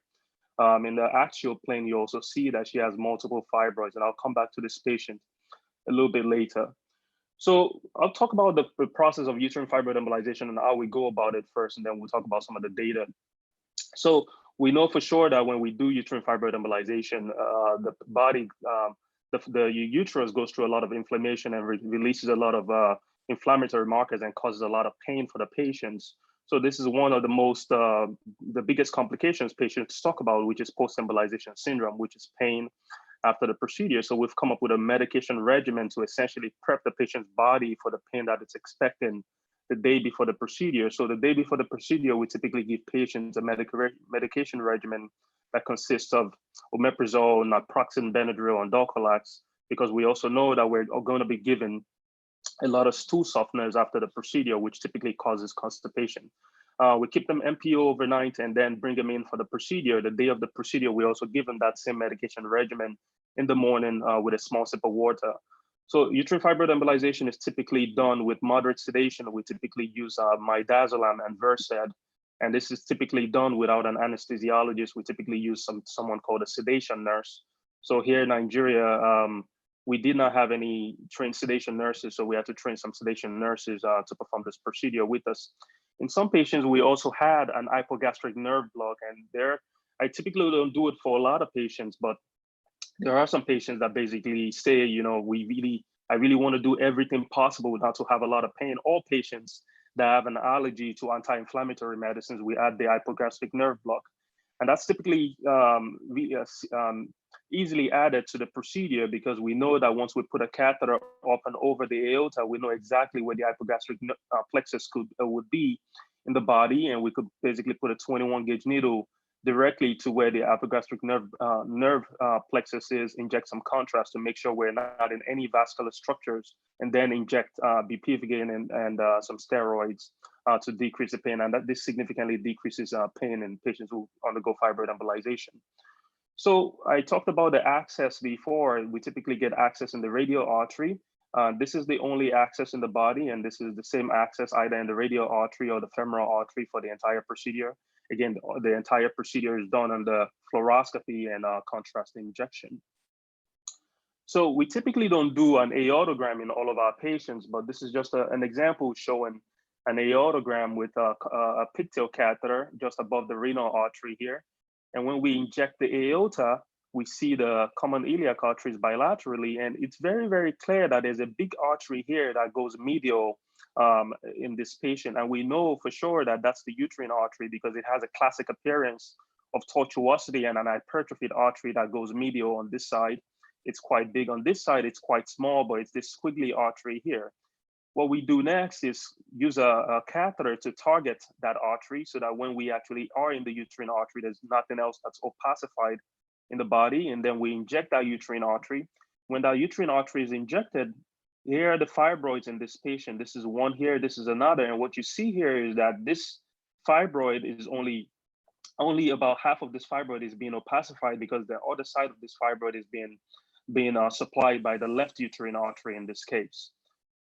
For all of my patients, even after getting a parent's catheter in the main uterine artery, we proceed to use a microcatheter to get all the way deep within the uterine artery and do another injection to make sure that we're not opacifying anything else before treating. And this is very important so that we don't have non-target embolization. And this is just a video showing what it looks like when we inject the uterine artery. This is the uterine artery here. And in this case, you see that we have a big fibroid here and a smaller fibroid on the other side here. Again, in this patient, this is the parent catheter here. We would still use a microcatheter to get all the way deep into the uterine artery here before deciding to inject particles. The particles we use are typically PVA, which is polyvinyl alcohol, or embospheres. PVA and embospheres really have no reaction to the body. They simply act as a barrier to blood flow. So the way I talk about it with patients and other clinicians is, if you have a bridge and you put a bunch of cars on a bridge, you can't have a truck pass by. And that's really the only function of the particles, to basically block the capillary network.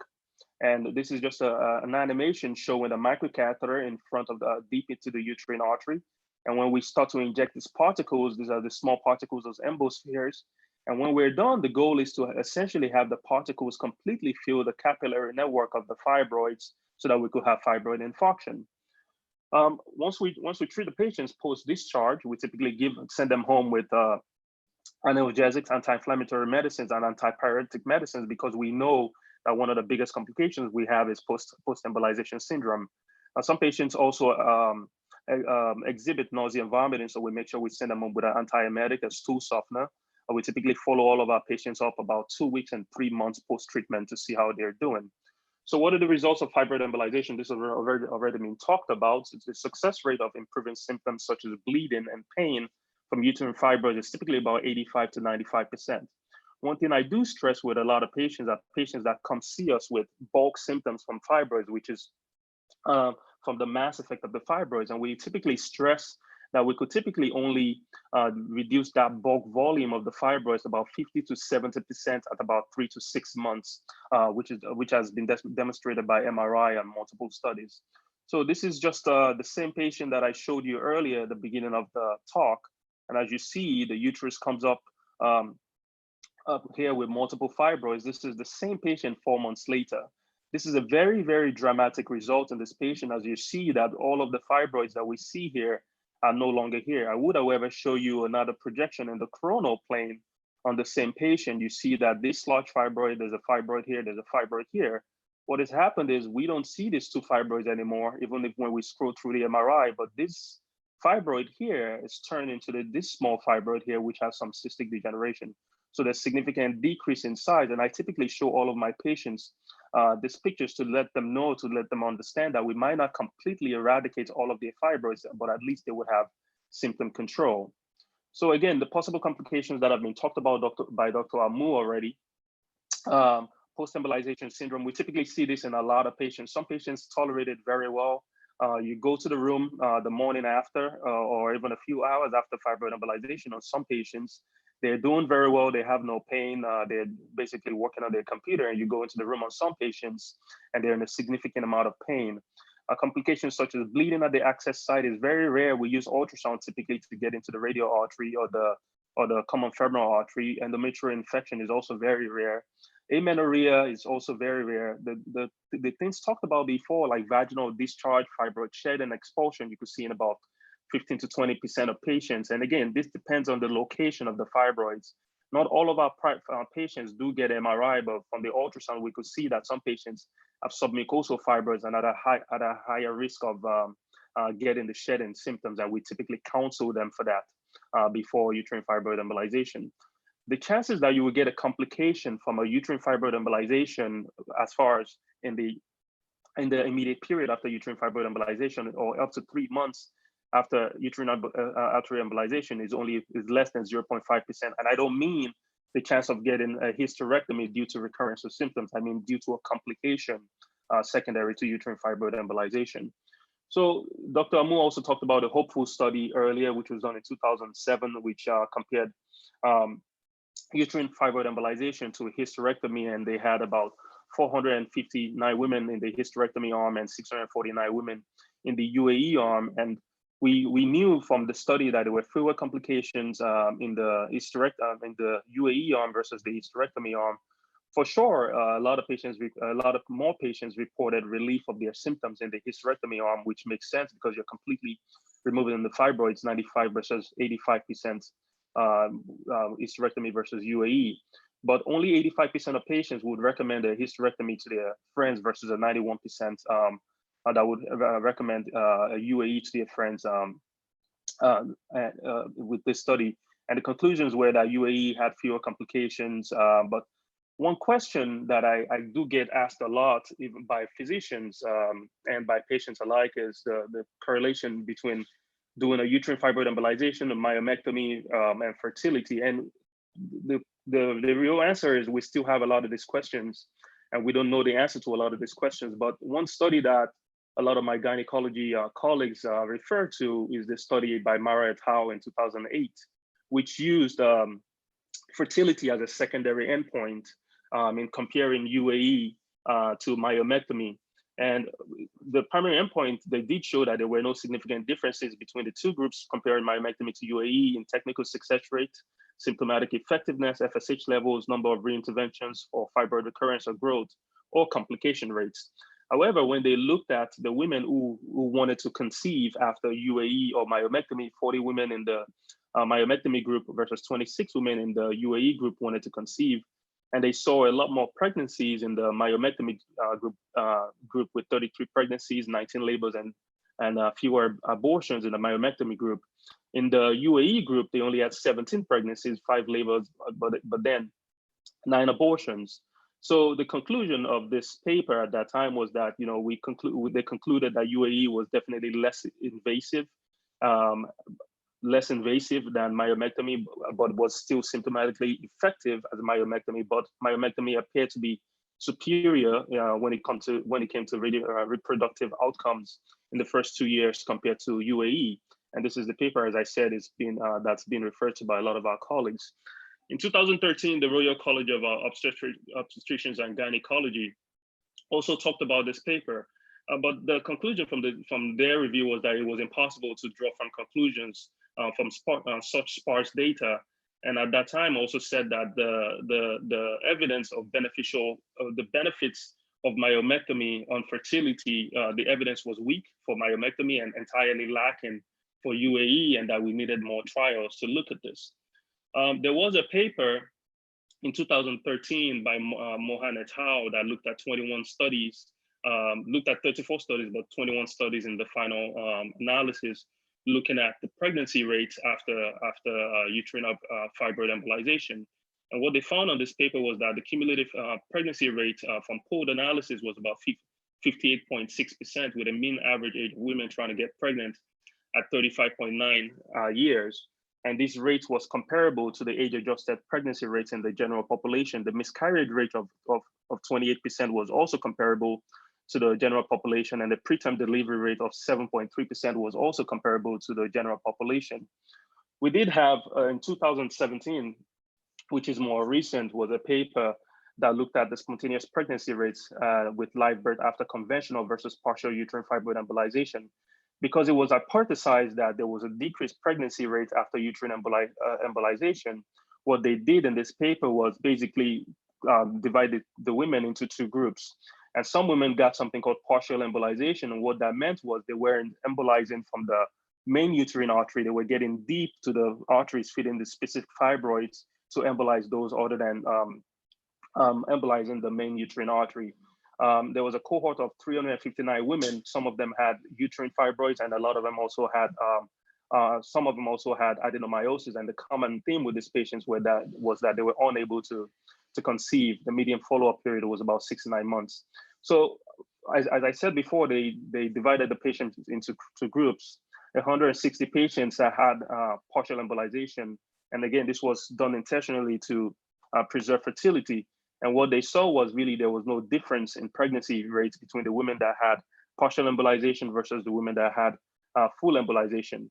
149 women became pregnant, 131 live births were seen, 16 women had several pregnancies, resulting in about 150 live newborns in this paper.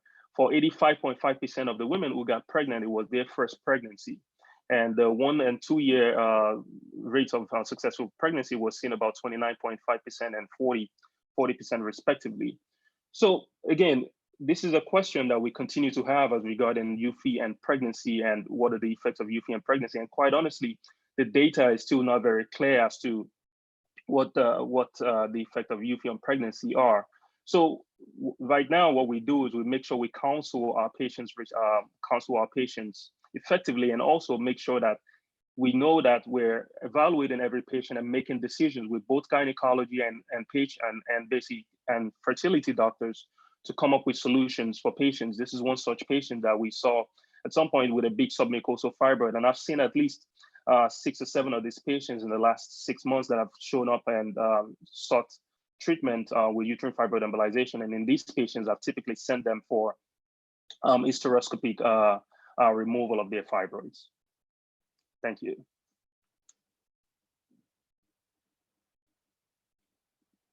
Yeah, thank you so much, Ahmed. That was very interesting. And I got some comments about some people saying that you're changing their outlook to uterine artery embolization. I think we got some time to discuss 1 or 2 questions. Somebody asked, well, interestingly, most of your questions between your own and Dr. Amun, they are actually interrelated, but I'm going to take this one that pertains to you. It says, what's the difference between uterine artery ligation or compared to uterine artery embolization in large fibroids?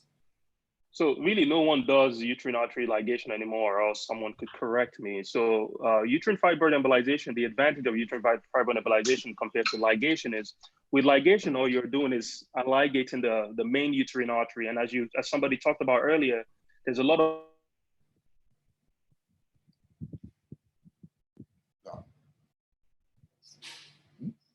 perfuse those fibroids. With uterine fibroid embolization, we're actually going deep into the capillary network of the fibroids to block off the arteries really deep into the mass of the fibroid itself. So I think those 2 treatments are completely different and they cannot be compared. Okay, thank you so much. I think you answered this partly in your presentation, but because somebody has asked, I'm going to ask it again. It says, is uterine artery embolization recommended for patients who desire future fertility? Will you recommend it for people who desire future fertility?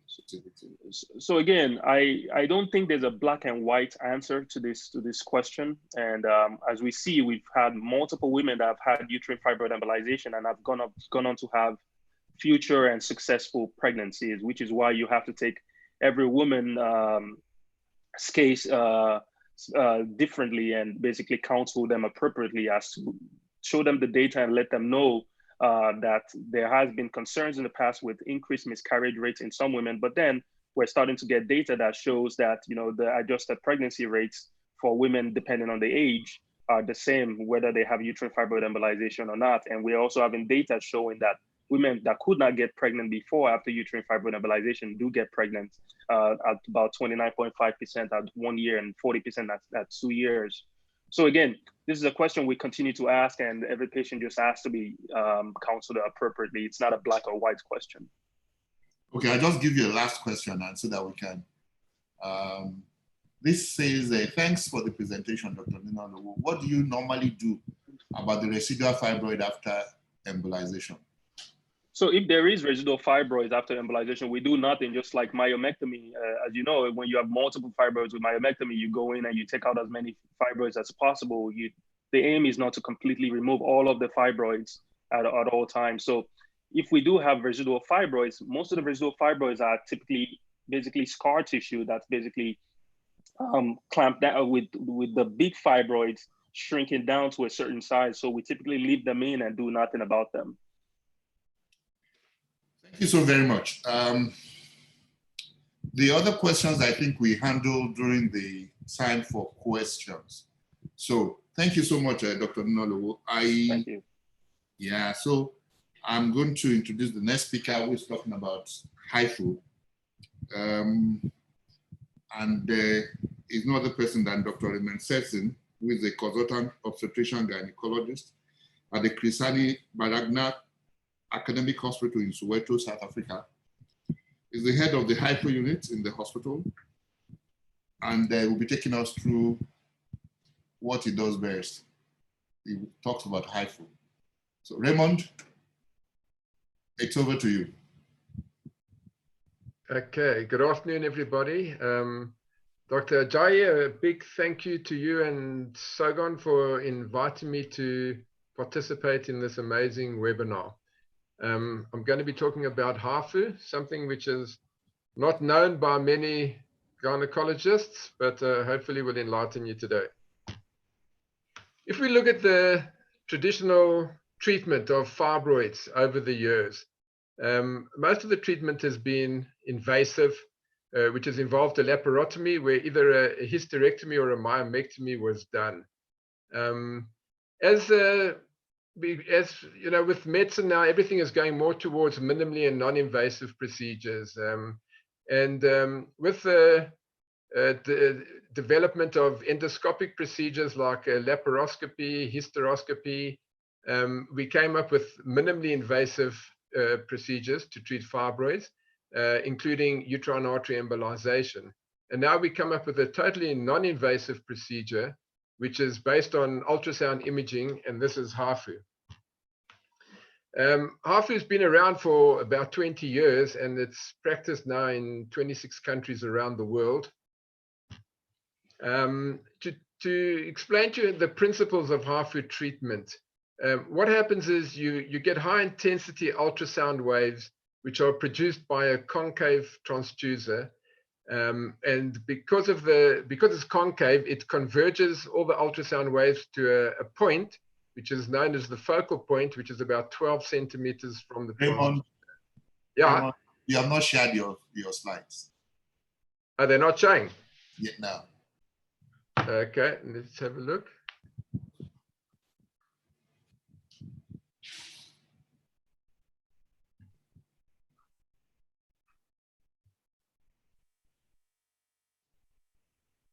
Great. Can you see them now? Yes, they're seen now. Cool. Okay, just hang on a minute. Can we get rid of this? I've just got my IT specialist helping me here. Okay, so basically, do you want me to start from the beginning again? On the time? Yes, you can. Yes, you can. Okay, so what I was saying is with the development of fibroid treatment over the years, initially the treatment was invasive, which was comprised of a laparotomy, which a hysterectomy or a myomectomy was done. And then as endoscopic techniques became available, we came up with minimally invasive procedures like laparoscopy and hysteroscopy, also including uterine artery embolization. And then as ultrasound imaging progressed, we came up with a completely non-invasive procedure known as HIFU. Now, HIFU has been around for about 20 years, and it's practiced in 26 countries around the world, if you can see on the map there. Now, if you look at the principles of HIFU treatment, how does HIFU work? Well, basically what happens is we get high intensity ultrasound waves, which are produced by a concave transducer. And these converge to a point about 12 centimeters from the transducer. And at this point, which we call the focal point, heat is produced, okay? This focal point we direct into the fibroids. And when the temperature at that focal point gets to above 56 degrees Celsius, it causes protein denaturation, which then causes coagulation, necrosis, and cell death. So the mechanism is similar to using a magnifying glass to focus the rays of the sun. I'm sure we all did this as kids.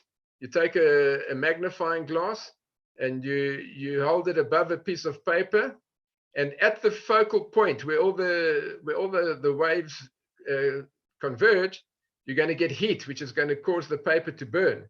But if you move your finger higher up in this area over here, nothing happens. And that's basically what happens with HIFU. So what are the mechanisms of tissue damage with HIFU?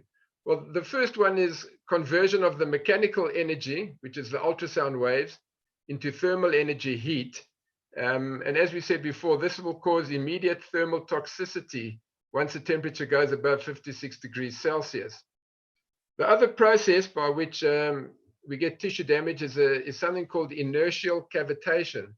And what happens is as the ultrasound wave is moving through the tissues, you get alternating cycles of compression and rarefaction. And during the rarefaction stage, gas bubbles are drawn out of the solution. And these gas bubbles will fluctuate in size, eventually getting very large, and then they collapse. And this releases energy, which causes a further increase in the temperature. So if we look at this slide here, you can see that's the path of the ultrasound wave. And here you've got your phases of compression followed by rarefaction. Okay, and then you can see what happens over here with the bubbles. They get bigger, then they get smaller, and they continue to increase in size until eventually they rupture. So what happens over here, we can see we've got the skin over here. We've got the transducer here, which will be sitting up against the skin. Here we have our acoustic pathway, okay? And then at the end over here, we've got our focal point. Now that focal point we direct into the fibroid. This is actually a uterus, doesn't look like it, but that's a uterus. And this is where we get the tissue damage occurring over here. In this area over here, there's minimal energy, so these tissues are not damaged during the process. So basically what's happening with HIFU is we selectively destroying tissue at depth without harming overlying and adjacent structures within the path of the beam. If you look at the skin after your different treatments, after laparotomy, we've got quite a scar after laparoscopy. It's less invasive. We've got a couple of little scars there. After HIFU, the skin is completely unblemished. If we look at the uterus after our different kinds of treatment, This is what the uterus will look like after either an open myomectomy or a laparoscopic myomectomy. And that's what the uterus will look like after HIFU. Now, HIFU is used to treat solid and benign and malignant solid tumors, including prostate, liver, breast, pancreas, bone, renal. But in gynecology, it's only used to treat uterine fibroids and adenomyosis. This is the machine that we've got at our department. It's made by this company here, which is called HIFU. It's HIFU with the A inside there. They invented and they manufacture these machines. And their motto is that treatment should minimize harm to patients. And this is our machine, a JC200. I'm not going to go through all the equipment. The important part that I want to show you is the transducer. So this is the treatment transducer that I talk about. You can see it's a concave piezoelectric transducer. And what it does is it converges the ultrasound waves to a focal point 12 centimeters above the surface of the transducer. And in the center of the transducer, we've got our imaging transducer. And this is how we locate the fibroids during the treatment. Now, what patients are we treating with HIFU? So the main thing that we are treating are symptomatic fibroids and also adenomyosis. So these are patients presenting with menorrhagia, and a lot of them are anemic. Patients with dysmenorrhea, infertility, and patients with poor obstetric history, obviously related to multifibroid uteruses, not due to a tubal occlusion. Patients with pressure symptoms, chronic constipation, urinary symptoms, frequency nocturia. In our population group, I work at Baragwanath Hospital, we treat mostly Black patients. They want to preserve their uterus. They're not keen on having hysterectomies. In fact, a lot of patients refuse all forms of surgery. So that's another indication for our patients. And also, we have a lot of patients who are Jehovah's Witness and other religious groups which refuse to have blood products. The criteria, our patient criteria, they shouldn't be obese. The abdominal wall thickness should be less than 6 centimeters. If it's above 6 centimeters, there's an increased chance of burning the skin. So 6 centimeters is our cutoff. We go up to a uterine size of about 18 weeks. Above 18 weeks, it becomes dangerous and there's more chance of getting a spinal damage and damage to bowel. We must be able to see the fibroids on ultrasound. So they should be greater than about 2 centimeters in diameter. We can't treat very small fibroids. As with any other gynae procedure, they should have a normal pap smear. If they've got an intrauterine device, it should be removed before treatment because this will deflect the ultrasound waves and cause damage to surrounding structures. They obviously shouldn't be pregnant. They should be in good general health. This procedure is done under conscious sedation. So even though they're not having a general anesthetic, they should still be of good general health. Again, another problem for us is if the patients have big scars on the abdomen in the path of the ultrasound beams. Scars, again, will absorb energy and there's an increased chance of getting burns on the skin. The procedure can take quite a long time, so the patients must be able to lie prone for at least 2 hours without moving. Once we start the procedure, they can't move because we form a plan and we treat according to the plan. If they move, we could be damaging surrounding structures. The patient must also be able to communicate with the doctor because the reason why we do this under conscious sedation is the patient needs to explain to us what they're experiencing in terms of pain or the skin getting hot, things like that. In terms of exclusion criteria, as I mentioned before, they shouldn't have an abdominal wall greater than 6 centimeters. The uterine size shouldn't be more than 18 weeks.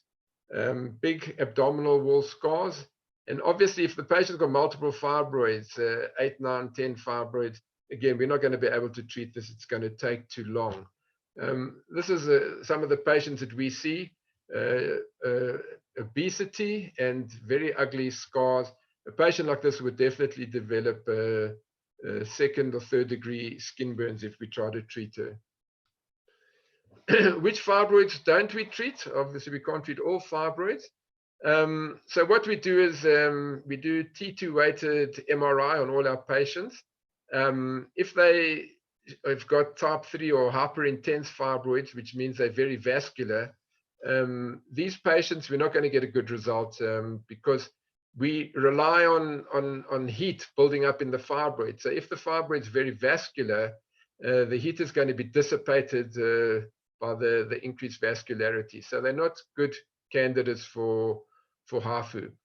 Again, if the patients have got large pedunculated fibroids with a very thin stalk, we're not keen to treat these patients. It's going to be difficult for us to get a clear acoustic pathway, which means that we might have bowels surrounding the fibroid, which we could damage. And also, if we do treat it, there's a chance that the fibroid's going to drop off into the pelvic cavity and it's not going to be resorbed. Also, fibroids in the uterine cavity.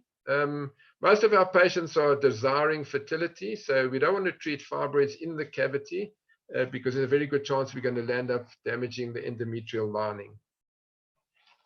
So just very briefly, the procedure. So what happens if the patient lies prone and we place the patient in such a way that the pelvis, the uterus, is lying over the transducer. There's the transducer there.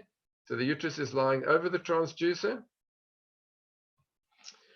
The patients are then given conscious sedation. We have anesthetists to administer the sedation for us. We then use the imaging transducer that's situated in the center of the treatment transducer to find the fibroids. And then we direct the focal point into those fibroids. And then we start depositing energy into the fibroids. And we do this until we get what we call grayscale change. What happens with grayscale changes, as you get coagulation necrosis, the tissue starts becoming white in color. So that's what happens as you deposit energy and you move the transducer around inside the fibroid, you get this white appearance. And we continue doing that until the whole fibroid becomes white. And then we know we've ablated the entire fibroid. And how do we monitor the treatment? So we use a grayscale change. You can see over here, this fibroid is almost completely coagulated, ablated. We don't go right up to the edge of the fibroid because heat dissipates. So we normally leave about 1 centimeter all the way around to prevent damage to surrounding structures. So we monitor, the main way we monitor the progress is on the grayscale change. We also use our color Doppler. So we would put the Doppler on before we start treatment. And then we put the Doppler again when we think we've completed the treatment, and we'll look for blood flow. What they use overseas, we don't have it in South Africa because it's quite expensive. It's microbubbles, a substance called Sonoview. These are tiny little bubbles that have got contrast in them. You inject them before you start the treatment, and you'll see the fibroid lights up like a Christmas tree. When you think you've completed your treatment, you will inject it again, and then you should be able to see that you've ablated the blood supply in your fibroid, which means that you've treated the fibroid. So there's the fibroid before treatment. Takes up a lot of contrast. There it is post-treatment. So as with all procedures, there's complications. So the main one is pain.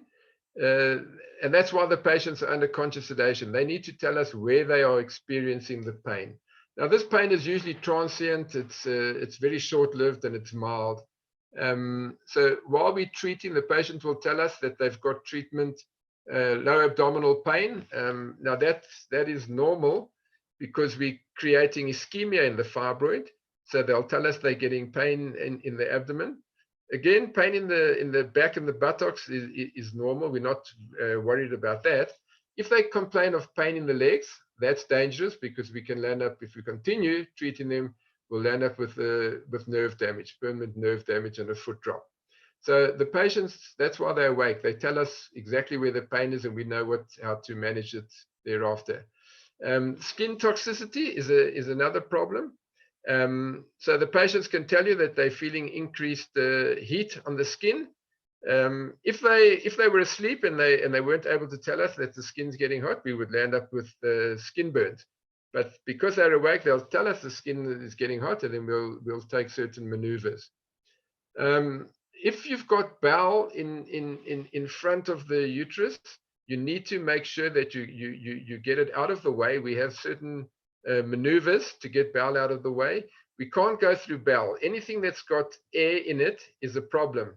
Ultrasound waves don't like air. So if you've got bowel in the way and that's got gas in it, you'll end up perforating the bowel. Bladder injury, again, if you've got air bubbles in the bladder, so we use the bladder to maneuver the uterus. So we continually adding fluid and draining fluid out of the bladder to adjust the uterus.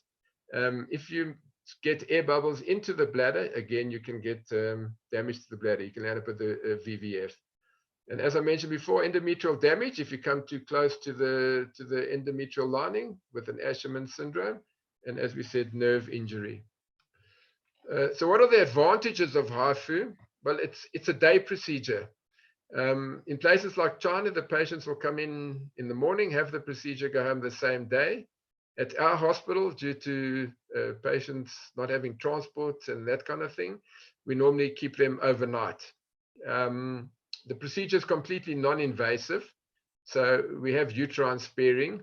There's never the possibility that you're going to have to do a hysterectomy on the patient. And because we have precise ablation to the target area, we don't damage normal uterine tissue. So if the patients do conceive, they can have a normal vaginal delivery thereafter. There's no general anesthetic, so the patients don't wake up much quicker and they feel better. Faster recovery period. The patients return to work within days. In South Africa, if a patient has a laparotomy, they're entitled to up to 6 weeks off from work. With the HIFU, they're back at work within 1 week. Another thing is there's no ionizing radiation at all, so the procedure can be repeated multiple times.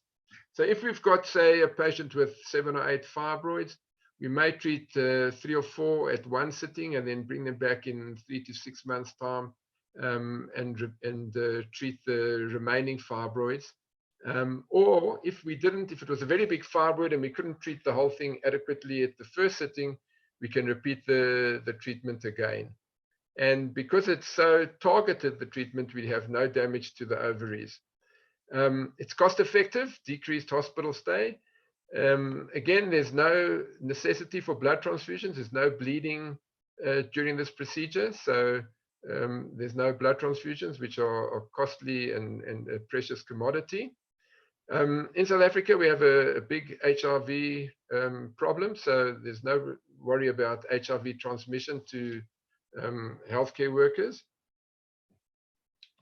If you look at the comparison of recovery times with the ultrasound guided HIFU, it's 1 to 2 days. With a hysterectomy or a myomectomy, as I said, we give the patients 4 to 6 weeks. With laparoscopy, 2 to 3 weeks. And with uterine artery embolization, 1 to 2 weeks. So as with all procedures, there's disadvantages and limitations. As I mentioned before, the acoustic pathway cannot penetrate anything with air. So we can't treat anything in the lungs, and if bowel is sitting in front of the uterus, we won't be able to treat it. We need to move that bowel out of the way. Again, we've got limited accessibility because the focal length is only 12 centimeters. If you've got a patient who's got a very thick abdominal wall and she's got a posterior fibroid, you might find that to get to the fibroid, it's over 14 centimeters. So we won't be able to treat that fibroid. Another problem is if the fibroid is too close to adjacent structures, and we can't leave an adequate area around to take care of the dissipation of heat, we might not be able to treat that patient. As I said, it's a lengthy procedure. To treat a 6 centimeter fibroid can take us about an hour and a half. So if you're treating 3 or 4 fibroids, it can take us 3 to 4 hours. And also, fibroids that are too small, less than 2 centimeters, are not visible, and then may then come up as query recurrence of the fibroid.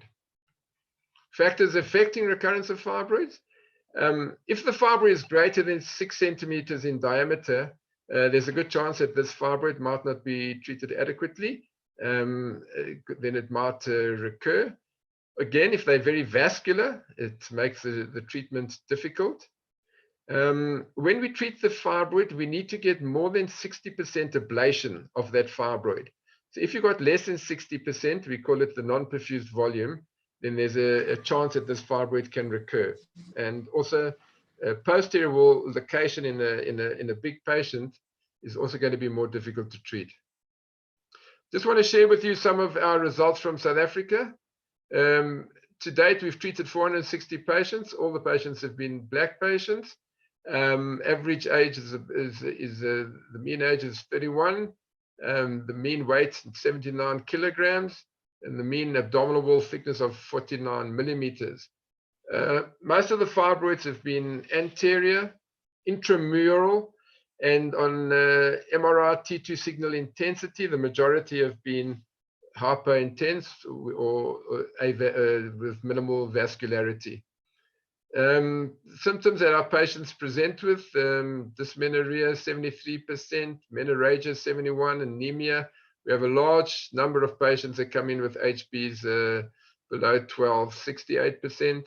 Infertility is a big issue in our patients, chronic constipation, frequency of urination. Now, adverse events during the actual treatment. Most of the patients will complain of low abdominal pain, and this is expected because we're causing ischemia in the fibroid. Ischemia in any tissue will give you pain. Again, if the fibroids are in the posterior location, they might complain of sciatic and buttock pain. We've had 51% of our patients complaining of that. Burning sensation on the skin in 31%, and also transient leg pain in 14%. Now, the major adverse events that we've had to date in our 460 patients, we've only had 2 cases of first-degree skin burns, which healed spontaneously. They didn't require any intervention, and they were healed within about 2 weeks. We've had no bowel injuries or bladder injuries. We've had 2 cases of nerve injury with spontaneous resolution also within about 6 months. If all our patients fill in a quality of life score. So we fill it in pre-treatment, and then we see them at 1 month, 3 months, 6 months, 12 months, at 21 months. And if you look at the quality of life of these patients, if you look before treatment, they had a low score of about 35, which steadily increased after treatment. At 1 month, it was already up to 55, increasing up to 24 months to about 75. So there was a marked improvement in the quality of life of patients following HIFU. Again, we also fill in a symptom severity score.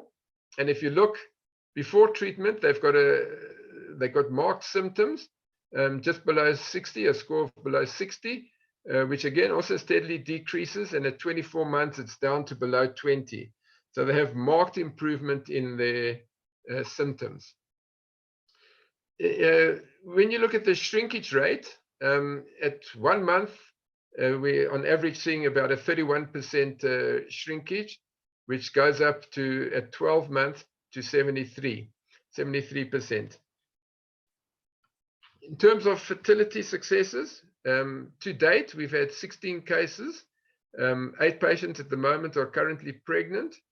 We had 1 4-kilogram vaginal delivery, and we've had 7 term cesarean deliveries, of which 1 was twins. The problem with our patients is we have poor follow-up. The patients fall pregnant, they go to their private doctors or they go to their clinics, and very often they don't report to us. So we're not actually sure what our numbers are. This is just a gallery of some of the babies that we've had following HIFU. This is just to show you some pictures of what happens with the HIFU treatment. So if you take this patient over here, this is before treatment. There's the fibroid there. At 2 weeks, you can see the area of ablation. So there's a marked, almost that entire fibroid has been ablated. Okay, at 4.5 months, it's shrunk down to probably about a quarter of the size. And then at 10 months, there it is. So sometimes they don't disappear completely. They might land up with a tiny little fibrosed area. Here's another patient. This is before HIFU. There you can see the fibroid over there. It's 1 month after treatment. 6 months, at 12 months, fibroid not visible. Again, here's another one before treatment. There you can see the fibroid. 1 day after treatment. So here we're looking for the non-perfused volume. So you can see almost the entire fibroid has been ablated, and there's how it shrinks. At 6 months, it's down to that. 12 months, and again, at 18 months, it's a tiny little fibroid left there. And these are some of the cases that we've done. This is before HIFU. That's 1.5 months post HIFU. You can see almost the entire area ablated, 98% ablation with a 27% shrinkage rate at 1.5 months. In this patient here, that's the fibroid before treatment. That's a fibroid at 4 months, ablation rate of about 98% and a shrinkage rate of 63%. Again, this patient over here, before treatment, after treatment. So at 23 days, less than 1 month, the ablation rate 71%, shrinkage rate 8%. This patient here with multiple fibroids, there's one up there, one over here, one over here. At 2 days post HIFU, we can see marked almost the entire fibroid ablated. And in this patient over here, again, there you can see the fibroid before treatment, after treatment. So in conclusion, we found that HIFU provides us with a very safe and effective alternative in the management of symptomatic fibroids. Obviously, all patients can't be treated, but there's definitely a place for HIFU in the management of fibroids. Thank you. Yeah, thank you so much, Raymond. I'm sure from even the comments that I can see here, we've done very well. So we'll take the questions at the roundtable right now because we want to just keep to time. We're going to take the sponsors, one of the messages from the main sponsor for today, and then we go to question time.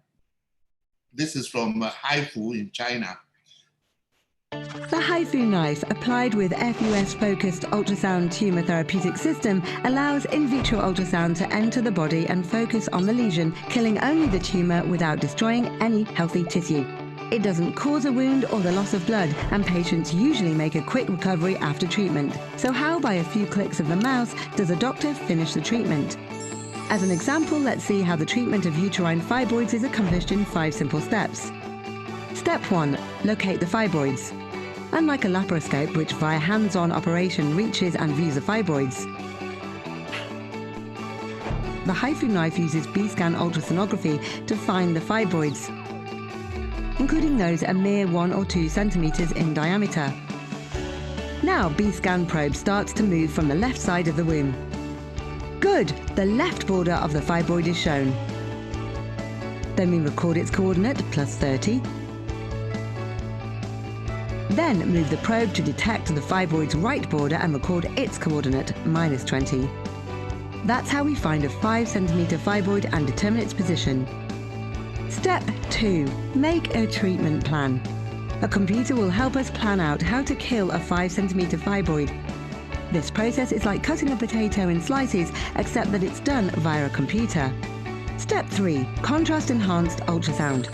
Contrast agents are injected to determine blood perfusion, to estimate the level of difficulty in treatment, and to distinguish fibroids from normal tissue for comparison with the result of post-treatment contrast-enhanced ultrasound. Step 4. Treatment.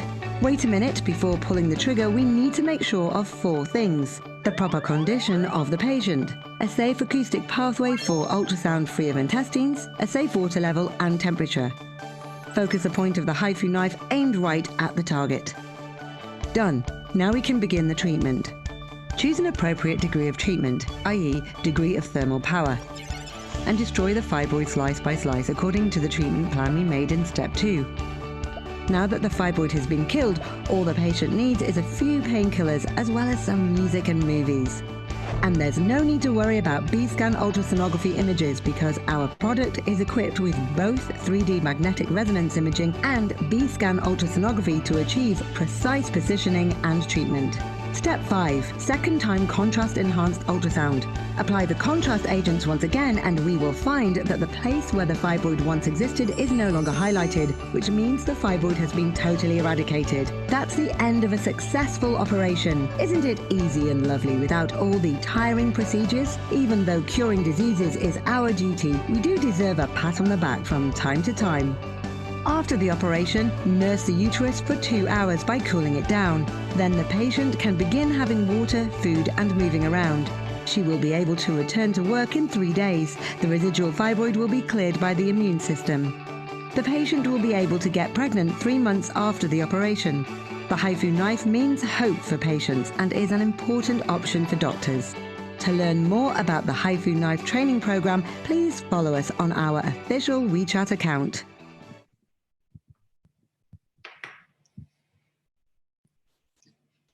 Yes, thank you. I'm sure we must have been able to complement some of the things that Raymond said. So we just go to the roundtable now and ask questions. I have quite a number of questions for you and for Dr. Amu.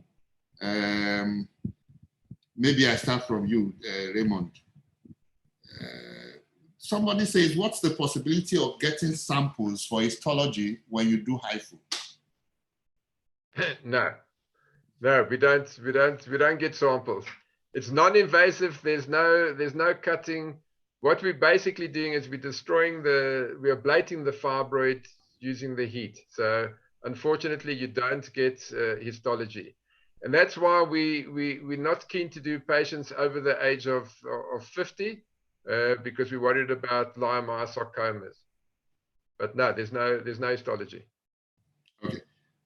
How soon can the patient conceive after HIFU?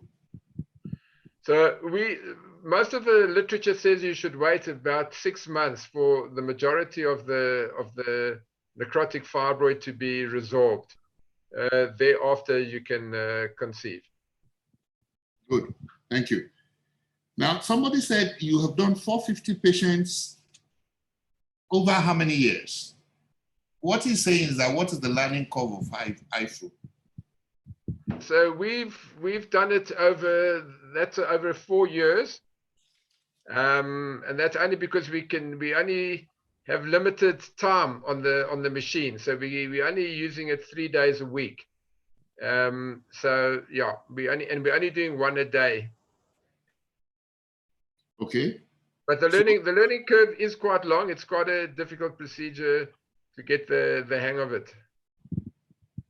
Like how many months? Well, I went to China for 6 weeks, where I worked with the Chinese doctors all the time, and then I had doctors coming from China to work with me for a couple of months. So I'd say probably about 6 months to be sort of fluent in using the machine. Thank you. Another question says, why is the patient in prone position during the procedure? I think you answered this, but go on. Yeah, you can't go through the spine. I mean, so you've got to go through the anterior abdominal wall. Yeah, the last one for you. Someone says this is a picky procedure and only a few patients will fit in Africa. That's why it's only available in South Africa. That's not true, but I wanted to make your comment. Yeah, no, look, in our patients, the problem with our patients in South Africa is they're late presenters. So usually when they come to us, they've got multiple fibroids and the fibroids are large. So invariably, we're treating patients with uterine size of between 14 and 18 weeks. Very seldom do we see small or single fibroids because the patients usually come in when they're either anemic or they've got such compressive symptoms like constipation, chronic pelvic pain. So we don't see small fibroids. So we have the same problem as you have in Nigeria. Very true. And I was even very surprised that in China, they have huge fibroids as well, you know? Yeah. Yeah. So I don't think it's totally true that but of course, just like Raymond said, you need to have a hang of it. Thank you so much, Raymond. I think Dr. Amu will now answer some of the questions. Okay, and with respect to the mortality figures quoted for women who had their ovaries removed between 40 and 45, were any of them given HRT? Well, the study did not look into HRT. I personally don't believe that the study looked purely at patients who had prophylactic oophorectomies purely because they were having surgeries, not with HRT. Yeah, thank you. Even HRT obviously reduces the mortality. Sure. Thanks. Now, this question, I'm going to ask it because I don't really understand it. Maybe you will. This person says, as an option to prevent hematoma, is the use of Clexane a safe practice? Right. Now, the first question we need to ask ourselves is, where are we using Clexane? And the other question is, what is the source of the hematoma? Now, the hematoma is usually as a consequence of perhaps not achieving adequate hemostasis at the time of surgery. It sometimes is because you've not closed the cavity properly. Now, if you address both, then that is usually not a problem. What you might use to mitigate the problem, which is why you use Clexane, is delaying the onset of use of thromboembolic agents, because that is what you are trying to prevent using Clexane. It is very vital, it is very important after in a patient undergoing extensive pelvic surgery to use venous thromboembolic procedures or measures, of which Clexane is one of them. Thank you so much. The two people asked the same question in different ways. Somebody talked about prophylactic BSO, bilateral salpingo-oophorectomy. That's what's your experience with that? And somebody also asked about unilateral oophorectomy. So that's why I said, yeah, what's your experience with that when you're doing myomectomy? Hysterectomy, sorry.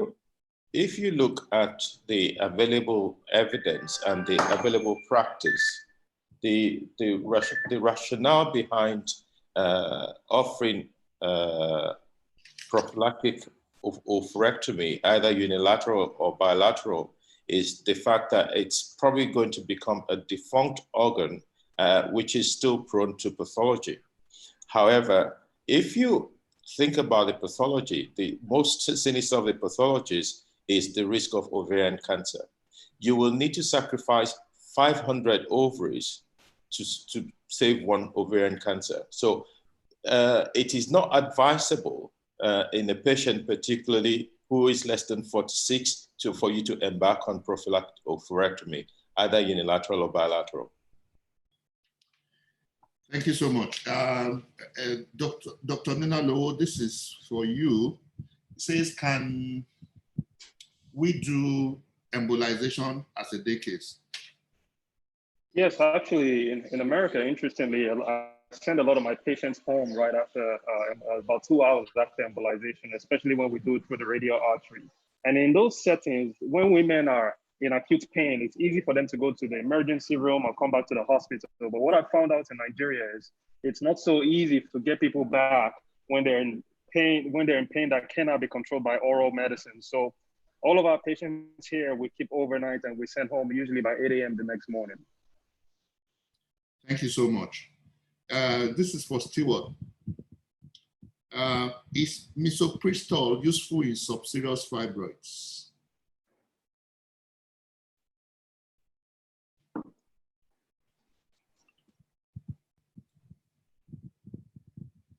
Oh, Stewart is muted.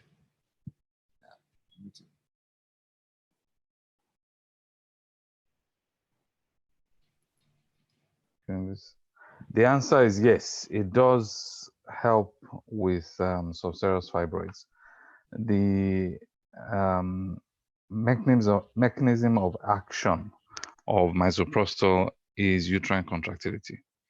So if you use it in an obstetric patient for postpartum hemorrhage, for instance, you're giving it rectally, is the same idea when you give it at anesthetic induction during myomectomy. So the size of the fibroid also matters. If you have a larger subserous fibroid, it's covering a large surface area. So the ideology is that if you're going to remove it, whether open or laparoscopically, then you're cutting through a reasonable surface area, and therefore you use misoprostol, or the effect of misoprostol is seen surgically, at least in my practice. I've noticed the difference quite significantly. Thank you. One last question for you. How many times can one undergo laparoscopic myomectomy? In my practice, I would say twice. If a patient comes back after that, then it means that we need to reassess things and think of an open procedure. The risk of adhesions laparoscopically is reduced. So that's one advantage for going the second time, as well as trying to get the fibroids out. But it's a question of size, number, and location again. If you're talking about 10 fibroids, then you have to think about converting to an open procedure because of time, because of trying to get as many fibroids out as possible. Some patients insist that, can you please take out all the fibroids, please, doctor, but still keep uterine preservation. And as a practitioner, I think that's where you have to weigh the pros and cons, risk against benefits. So yes, twice laparoscopically, and after that, if fibroids are still present, then you probably have to think that open is a better option. Thank you so much. Yes, I made a mistake at the beginning of the presentation. I did not introduce Dr. Jude Okoye properly. So I'm going to do that now because the last questions are reserved for him. Dr. Jude Okoye is a consultant gynecologist. He's the medical director of Gynaecologists Specialist Hospital, Port Harcourt, Rivers State.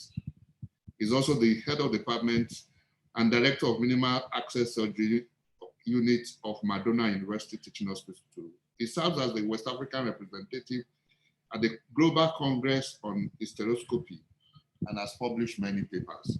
So, Dr. Okoye, somebody is asking, how does submucous fibroids cause infertility? Well, thank you for the introduction once again.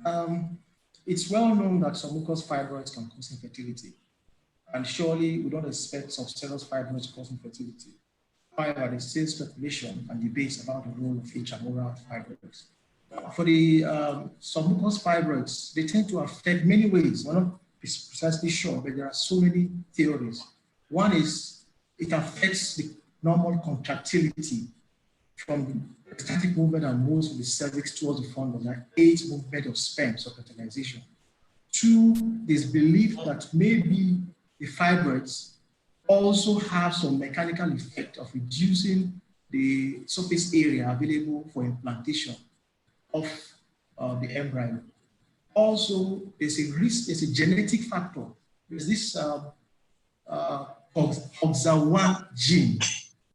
OXA1 gene that, if not fully expressed, might also be responsible for infertility, as well as some cytokines that are responsible for implantation. Those two are affected. So these are all the various theories behind infertility caused by submucous fibroids. Thank you so much. One last question for you. What is the minimum number of fibroids that is, I'm sure that is the maximum, okay, the maximum number of fibroids that is safe for hysteroscopic myomectomy? Well, to a large extent, everything depends on the skill of the practitioner, and also what exactly you are doing this hysteroscopic myomectomy for. I personally have not gone beyond 3 before, especially for cases that you are managing for infertility because of the high risk of adhesion formation. So I've not seen papers that have told us this is the exact number of fibroids that constitute a maximum, but personally, I've not gone beyond 3 fibroids hysteroscopically. Thank you so very much. I think we just wrap things up at this point.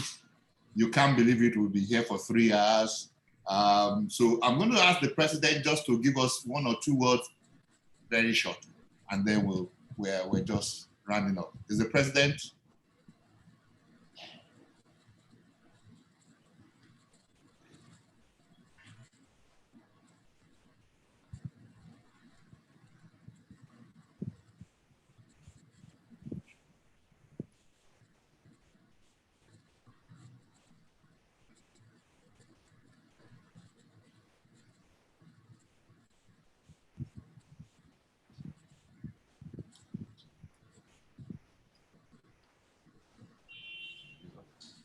Okay.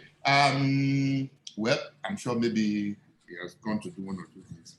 Thank you so much, everybody, for being part of this. I'm so glad that we could still generate this kind of attention even after 3 hours of starting.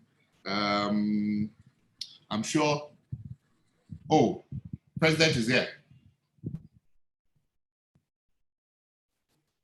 Can you hear me? Yes, Can you hear me? yes, we can. Yeah. I like to, actually, what you find out is that we've had about 360 people attending this webinar. This took quite a long time that we've been incubating it. And I must say, I thank all those who have found time to stay attentively to attend this.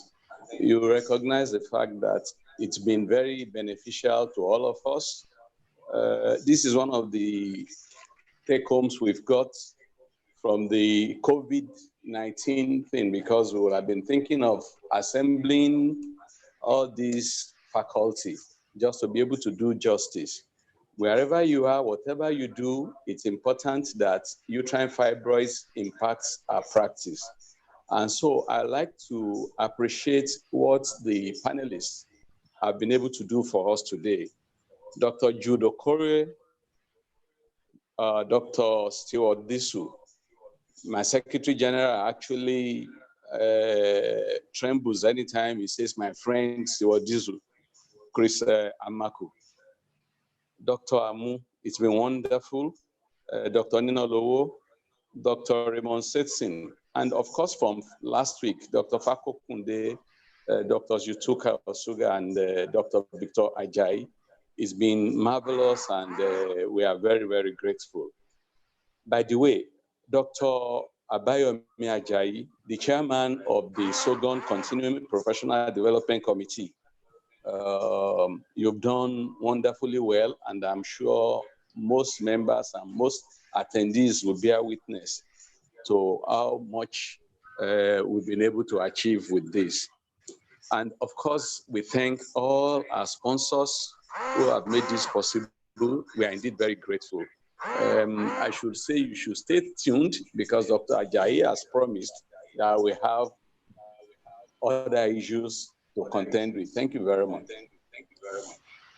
Yes, thank you, Mr. President. I think I don't have to say anything anymore. My president has said it all. So all I'm going to just say is thank you once again, my friends, and we'll see you soon. Definitely, this is not the end of our webinar. So thank you for taking part, and you will be hearing from us, as we say in Nigeria. See you. Thank you very much. Thank you. Yeah.